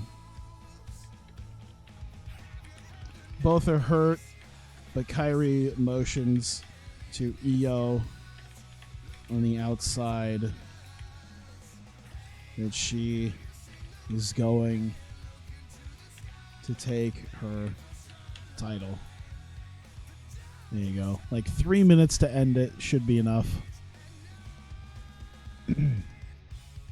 Success. I guess success. I should almost just use her popularity. I feel like doing that, actually. It's going to be both based on their overness. To put that over.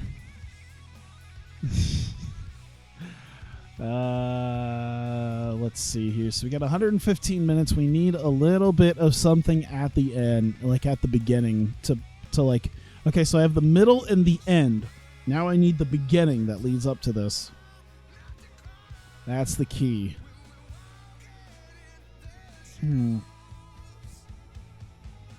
So what if Paul Heyman came out and Kyrie came out. We'll do that. Kyrie will get a chance to talk on the mic a bit. Whoops. Here we go. Heyman calls out Kyrie and asks if she really thinks, she can beat Io. Kyrie is confident and wants to confident. Man, basically she wants a chance to show it. She thinks she can get a chance to show it tonight. So, yeah. Oh, God. Are those bits? Are those supposed to be bits? Oh, it's salt. Why is the salt not working? Sure, why not? Io, we'll use it on her overness. That'll help push it, but she'll be off screen and kind of help it because Heyman's kind of putting her over, so we'll put it up here. There we go.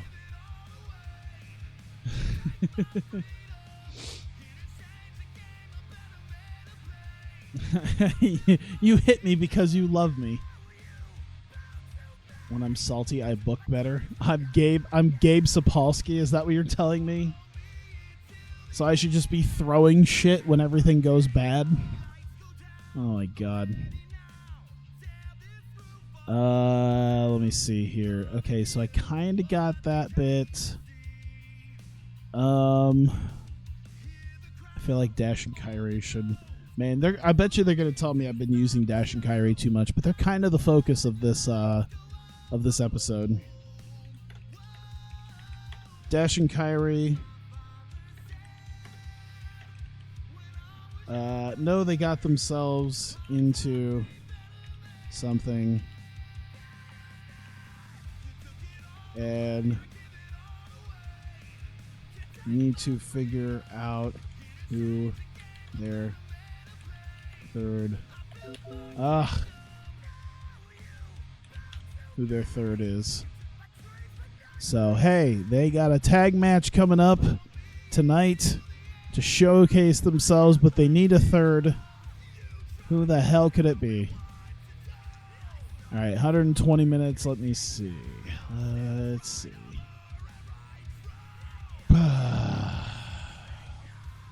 All right, I think one of the last things I need to do, if I look, is there's some women's division stuff. I'm thinking a lot of them can kind of stay out for right now, with the exception, of course, of the Evil League of Evil, who need Dastardly, Mary Dobson, Doc Gallows, Helmsley the Creator,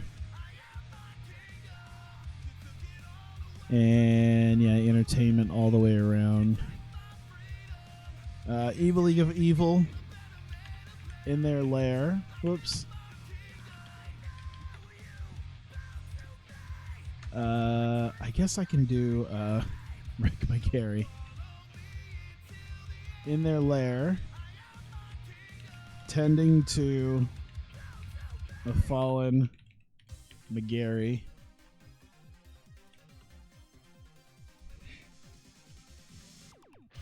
Dobson. Should it be Dobson? Yeah. Dobson. Premonition that Drax is on the way.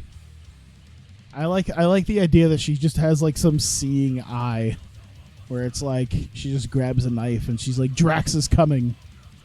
He'll be here at some point. But he knows where we are. There we go. All right. No script, I guess. This doesn't feel like something... Feels like something that should have at least a little bit of a script, but whatever. We'll put it there, I guess. Lead up. Actually, Yeah. This isn't really a main event thing. There we go. Have I looked up Tyler the Creator? I've seen some things. Like I haven't really seen like his rapping. I'm used to. I know his Twitter. I've seen bits of his Twitter that I've seen linked before. And I've heard of Brockhampton. I just haven't listened to Brockhampton. There's very few rappers I listen to. They're usually like old school stuff, I think. Like Tupac or Nas. I'll listen to Hobson. There's a couple others that my roommate listens to that he kind of got me turned on to. I just can't remember any of them.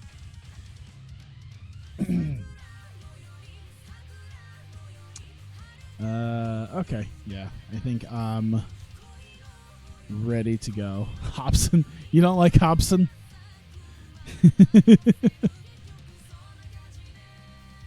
All right. Run this show. I think we're good. All right. So we open up the show with the Reinas and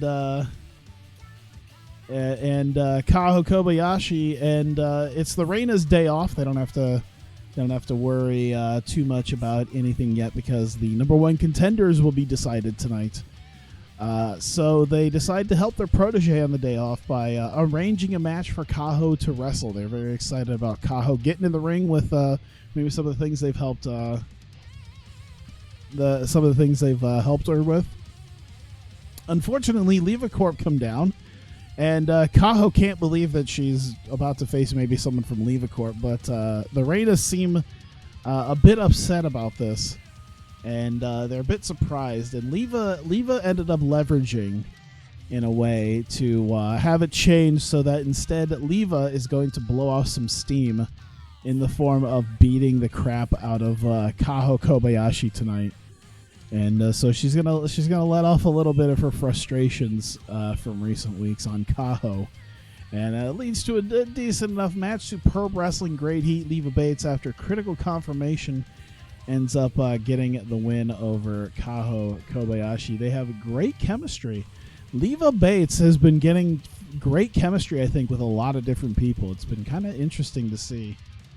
But nonetheless, Leva Bates getting the win, just dispatching of Kaho in under 12 minutes. Now my taste in Hobson is being trashed because of this. Oh no. To be fair, this is why I don't listen to modern rap, because I don't know a lot of modern rappers, but I'll listen to like old school stuff. Because it's like, well, you can't really talk too much about like Tupac or Nas, but current ones. Would you consider Little Dicky one? I think Little Dicky should count because I think he did the what's the shit that they do every year with the rookie rappers, and they had a really shit year where Little Dicky was like the only good one. I forget what the fuck they're called. Oh, there's a yearly thing they do with rappers, and there was like a really shit one. XSL Cypher, thank you. Yes, because I remember the Cypher that Little Dicky was on. I remember hearing it was really shit, and he was the only one with any goddamn talent, or at least in comparison to the other guys, he did really well. I listen to absolute worst rap possible. How is the Midwest the underground rap mecca? Put on Little Dicky and Hobson. Oh God, I'll have to ask my roommate. My roommate's more into this than I am. I'm a rock and metal guy. I'm not a rap guy. I'm rock and metal. Like this is where Slipknot came from. That's really one of the big ones. Yeah, let's not talk about rap.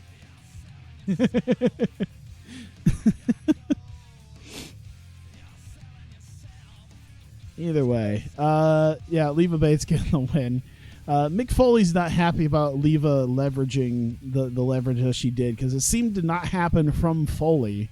So Leva Bates was set to have her opportunity trophy match, within the next few weeks, but he decided to move it up to next week. So since she seems to be bored and needs something to do, she'll have a match next week. We'll have the Flair Leva Bates match that I was going to have instead this week. It's going to happen on the next edition of Breakout. So, Women's Opportunity Trophy qualifier. There you go. Next week, main event, Ashley Flair versus Leva Bates. One of these women will be in the Women's Opportunity Trophy.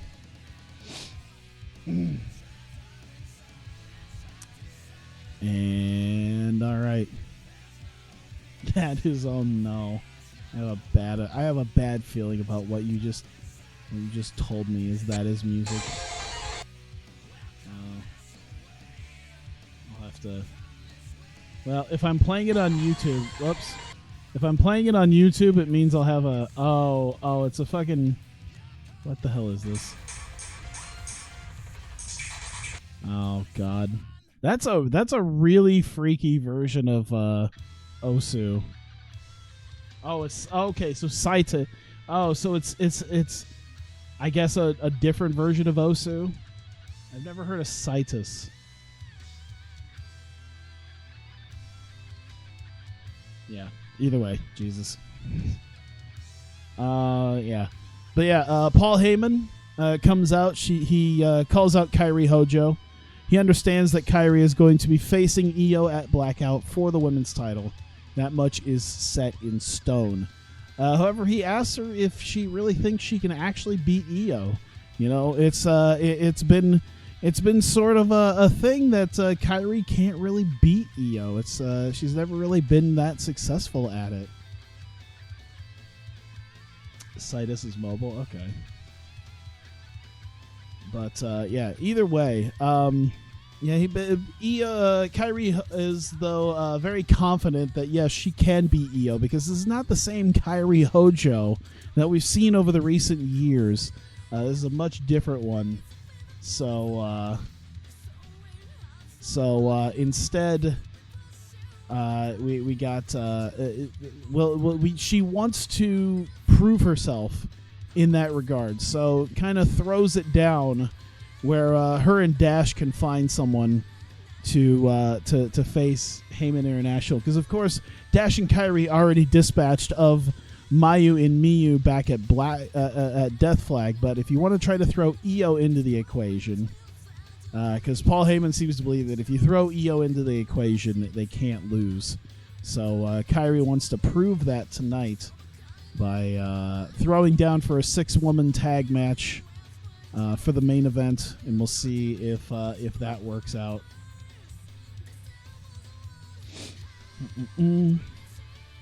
That leads us to our number 1 contenders match for the women's tag team titles. First, James Mitchell coming out with Mio and Kana and Azumi for all the members of Sadistic Tales coming out. And James Mitchell has said that Azumi has come along extremely nicely. She's been an extremely fast learner. And we shit on your rap opinions and you book better. Nonetheless, James Mitchell puts over Kana and Azumi as potential future tag team champions, and he isn't 100% sure if they can get it done right now, but he's been feeling pretty good about their abilities to win the tag team titles, as the competition does not seem to be able to stack up against the two. And that leaves us to Sadistic Tales versus the Revolution. God damn. A lot of carrying just happened there. But Azumi's been doing a lot better. Holy Jesus. All right. So, superb wrestling and a decent reaction. Sadistic Tales ends up getting the victory over the Revolution. And they are the number 1 contenders to the Women's Tag Team Championship. And I think we might, if nothing else, even if it's just the pre-show.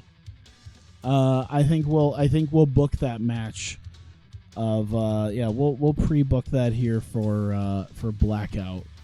Oh, we should at least book the one-on-one match as well. We should book the women's title match. So we do know for sure Io Shirai is defending the women's title against Kairi Hojo. That is happening. So, Hawkeye Pro Women's Championship will be on the line. Whoops. And we can also book... There we go. Sadistic Tales challenging, oh my god, the Reinas. There we go. For the Hawkeye Pro Women's Tag Titles. Here we go. The Brainbuster Azumi, oh my god. Just drops me. Oh my god. Why?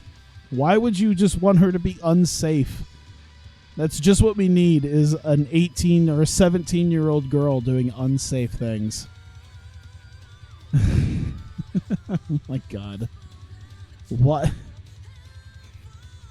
What is this chat? What is this chat?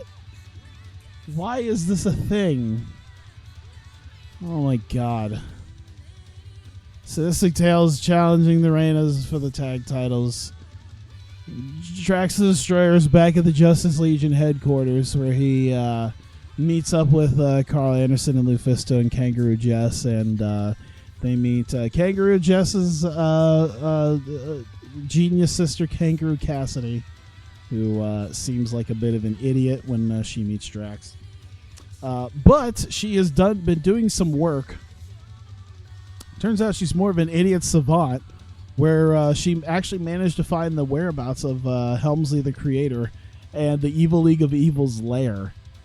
So she basically has Drax, basically lets Drax know where that's at, and maybe, you know, she at least lets know that she knows where it's at, and we can move from there. So Drax is very interested in knowing where they're at so that he could go deal with them. Why are you assuming I'm masochistic? I don't like this. Dash and Kairi are going to be looking for a third person. They know they kind of got themselves into something here because Heyman International is a 3-person unit that is quite good together. They seem to have maybe the occasional crack, but they are a very solid unit, and they need to figure out who their third person's going to be. So they need to rack their brains for how they can make this work.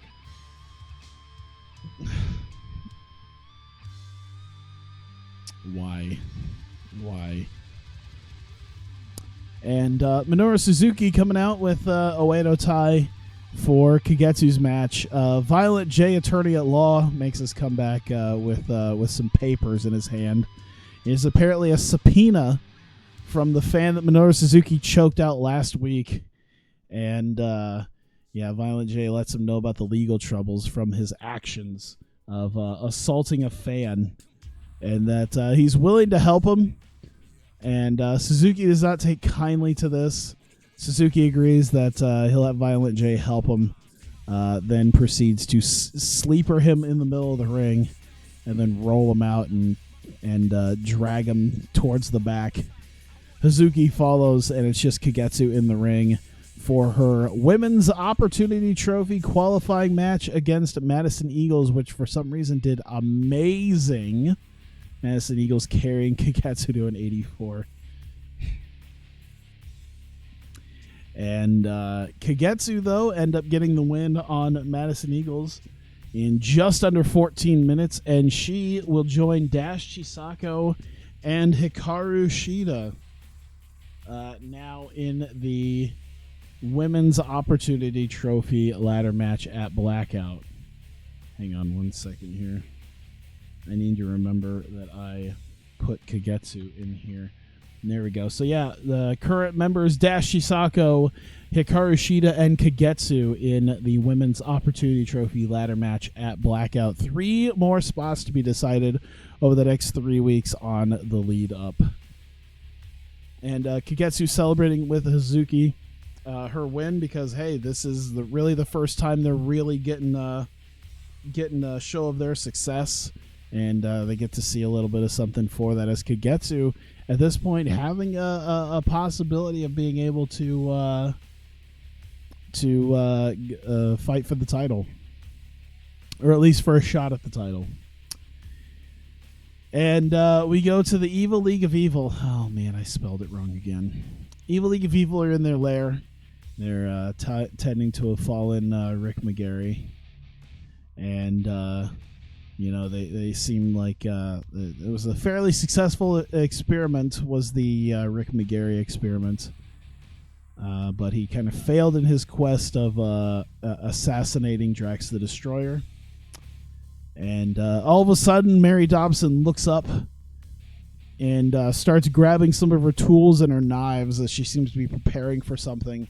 As they look over and ask her what she might have, what she's doing, and Dobson has a premonition that she has looked and seen that Drax the Destroyer is on his way. She knows that now Drax knows where they are at and that they need to prepare themselves because he is coming. And Dash Chisako and Kairi Hojo knock on the door of 2K Enterprises locker room where Kevin Kiley is with both members of Idol Fight. I guess I probably could have put Kaylee Ray in there as well. But nonetheless, they approach them, and it looks like, Reika and Maki both look like maybe they're going to have to fight or throw down or something. And basically they approach Reika and they say that, they haven't always seen eye to eye with Idol Fight and 2K Enterprises, but when it comes to someone who seems to be able to match Kairi and Dash in the ring, as well as strength-wise, that person is Reika. So they want Reika to join them as the third person. I think I'm just going to ignore you at this point. So they ask Reika to join them as the third member in their 6-woman tag. And so Reika will join them against Heyman International in the main event. Paul Heyman is with the rest of Heyman International in their locker room.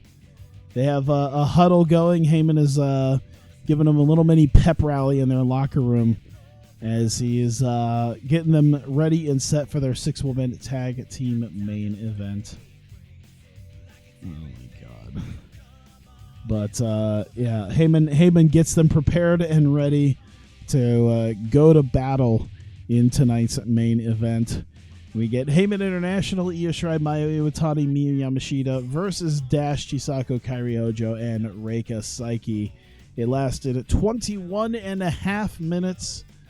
It ended eventually with Dash Chisako locking in a submission on Miyu Yamashita and getting the win. So Dash getting the win in this 6-woman tag team match to give Dash, Kairi, and Reika the win over Heyman International. Fantastic heat, great wrestling, good all around. Reika was definitely the weak link at a 45, but there was enough people there. Even Miyu got a 57, but that's fine because there was enough carry jobs here to make this work well. So there you go. This leads to both Kairi and Io seem very sore and hurt, but Kairi does the belt motions that she is ready to take the title from Io Shirai. Io Shirai has the title. She's kind of walking away a bit hurt, dragging Miyu away along with Mayu. And Kairi motions that she is ready to take the title from Io Shirai. Only 44 regions. I feel like we missed a region How are we so big in one region that even an 86 isn't enough? How am I still awake? I mean, it wasn't that long ago that you were here. I think it's only been about 2.5 hours.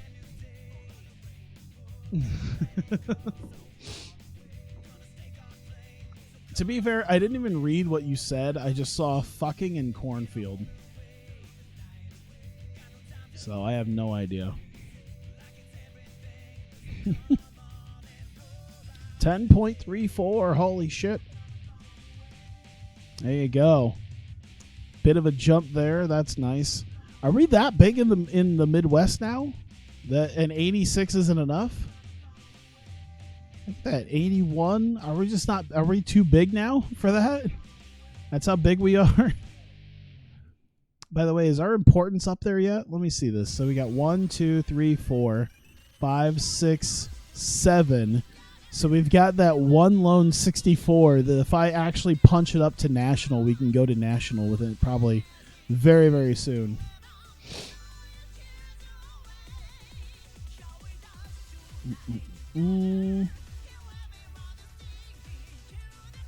I think I'm pretty much ready. 624,000 in one goddamn fell swoop in 1 week. I'll take that.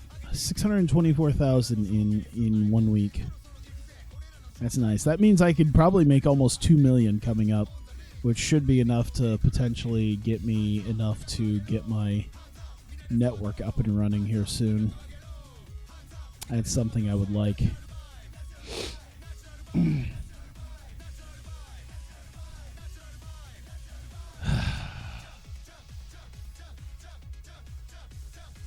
comments from time to talk about a card she did for CFC. What was I saying about her? I mean, she has a nice butt, but that's her whole gimmick.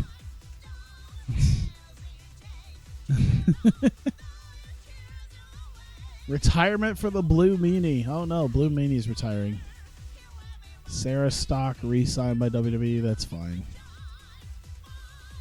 Kenny Omega has now been changed to toned. I don't know what he was beforehand, but I'm sure that makes Kota Ibushi all sorts of excited.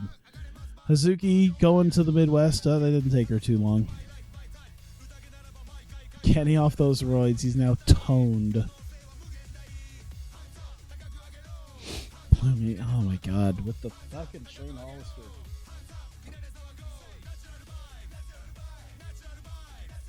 Natural vibes, natural vibes.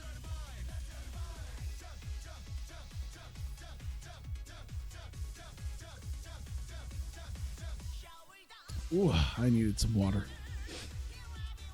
I'm glad I still had a little bit left. Can Shane do a moonsault? Most likely, yeah. Almost certainly. Let's see here. New champions in Dragon Gate. Dragon Gate champions, Total Domination, and Michael Hutter.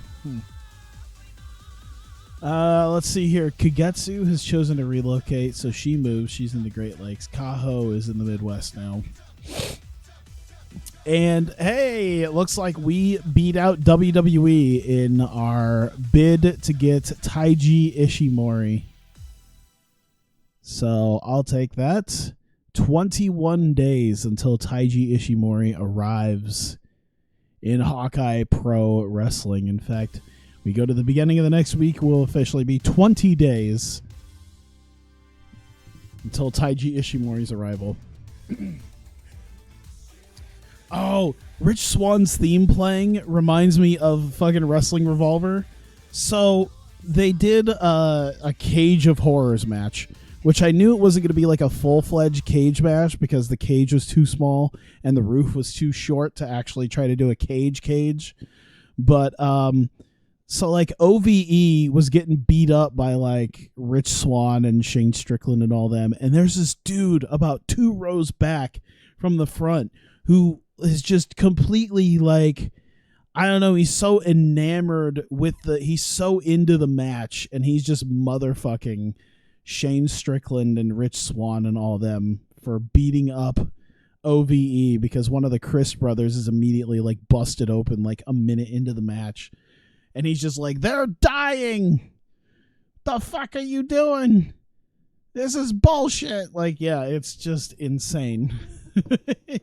He was so into just the fact that OVE were getting just beat up. He's like, this is bullshit, unprofessional, blah, blah, blah. It was great. I was just waiting for someone to just look at him, just be like, sit down, Mark. Daisuke Sekimoto on loan. Mochi's injured, a wrist sprain. Oh, that's not bad. Kendone re-signing with TNA. Yeah, probably. Damn. I think I might be full up at this point. I don't need more people. Although the idea of taking the TNA heavyweight champion from TNA would be kind of fun. Is that the one where those cages zip tied and breaks? I don't think it broke, but the cage was definitely, I think it was held together with straps. I think they had straps that went from part of the sides of the cage to around the ring post. Nothing like broke, but yeah, it definitely was. Yeah, it was something. It wasn't held on extremely well. Let's see. Chono relocated. That's fine.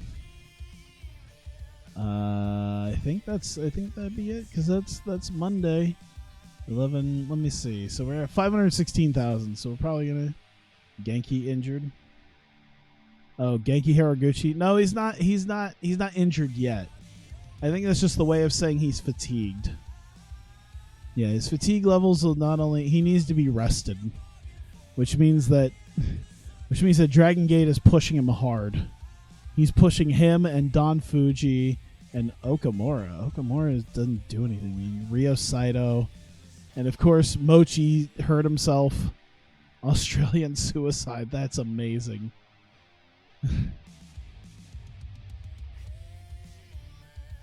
Either way, I'm gonna save this one more time.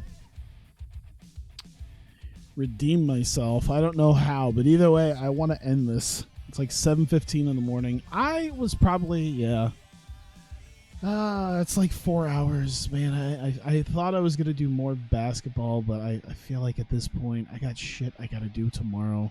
I know my mom is gonna call me. She's been she wanted to do lunch or dinner, like an early dinner or something. I don't know. But shortlist Genki. Why? He already re-signed, dude. He's loyal to Dragon Gate. There's no way I would have gotten him even if I wanted him. Trust me, all those Dragon Gate guys are pretty much loyal to Dragon Gate, unless you're like Doi. Most of the big names are. He wins. Oh my god. Yeah. But yeah, either way. Not to mention, yeah, it's just all the Dragon Gate. It's so hard to get a hold of the Dragon Gate guys. Like if you look at Dragon Gate's like main list of people before I leave. Because okay, Stakuchi Koi. I'm trying to see here. BB Hulk. Chima. Funny. Chima loyal to Dragon Gate. Who the hell is that? Even Don Fuji is loyal to Dragon Gate. El Lindemann. That's fucking Big R's picture though. But yeah, El Lindemann. Genki Horiguchi. Let me see here. Oh, I could get Susumu, technically. Oh my god, they have Lucky Cannon and Johnny Stamboli? What the fuck? What is this list of people that they have? Kenta Kobashi? Kevin Martel? Lance Hoyt? They have Mark Haskins? Seidel? EC3. What is this list of people that they have? Yoshitatsu, Rusev, one of the Colones. Punchy. Oh, Punchy's not loyal to Dragon Gate. Romero. There's Saito's loyal to Dragon Gate. Benjamin. Shingo's not Shingo loyal to Dragon Gate. Taichi. Evil. What is this? Sugira? Taz? Jinder? What is this fucking set of people that they have? What is this? Oh, okay. Hey, it's Time Collapse. What's up? What is the Dragon Gate roster? That is the Dragon Gate roster on crack. Either way. So, yeah.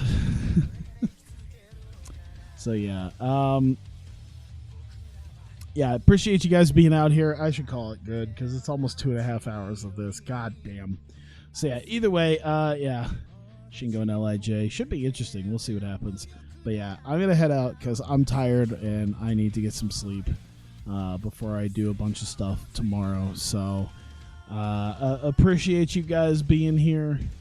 Appreciate anyone who's, oh, my God. Appreciate you guys on YouTube. I should leave before he gets his joke out. So thank you very much. I appreciate it. If you're watching this on YouTube, thank you very much for watching. Hope you continue watching, and I will see you guys next time.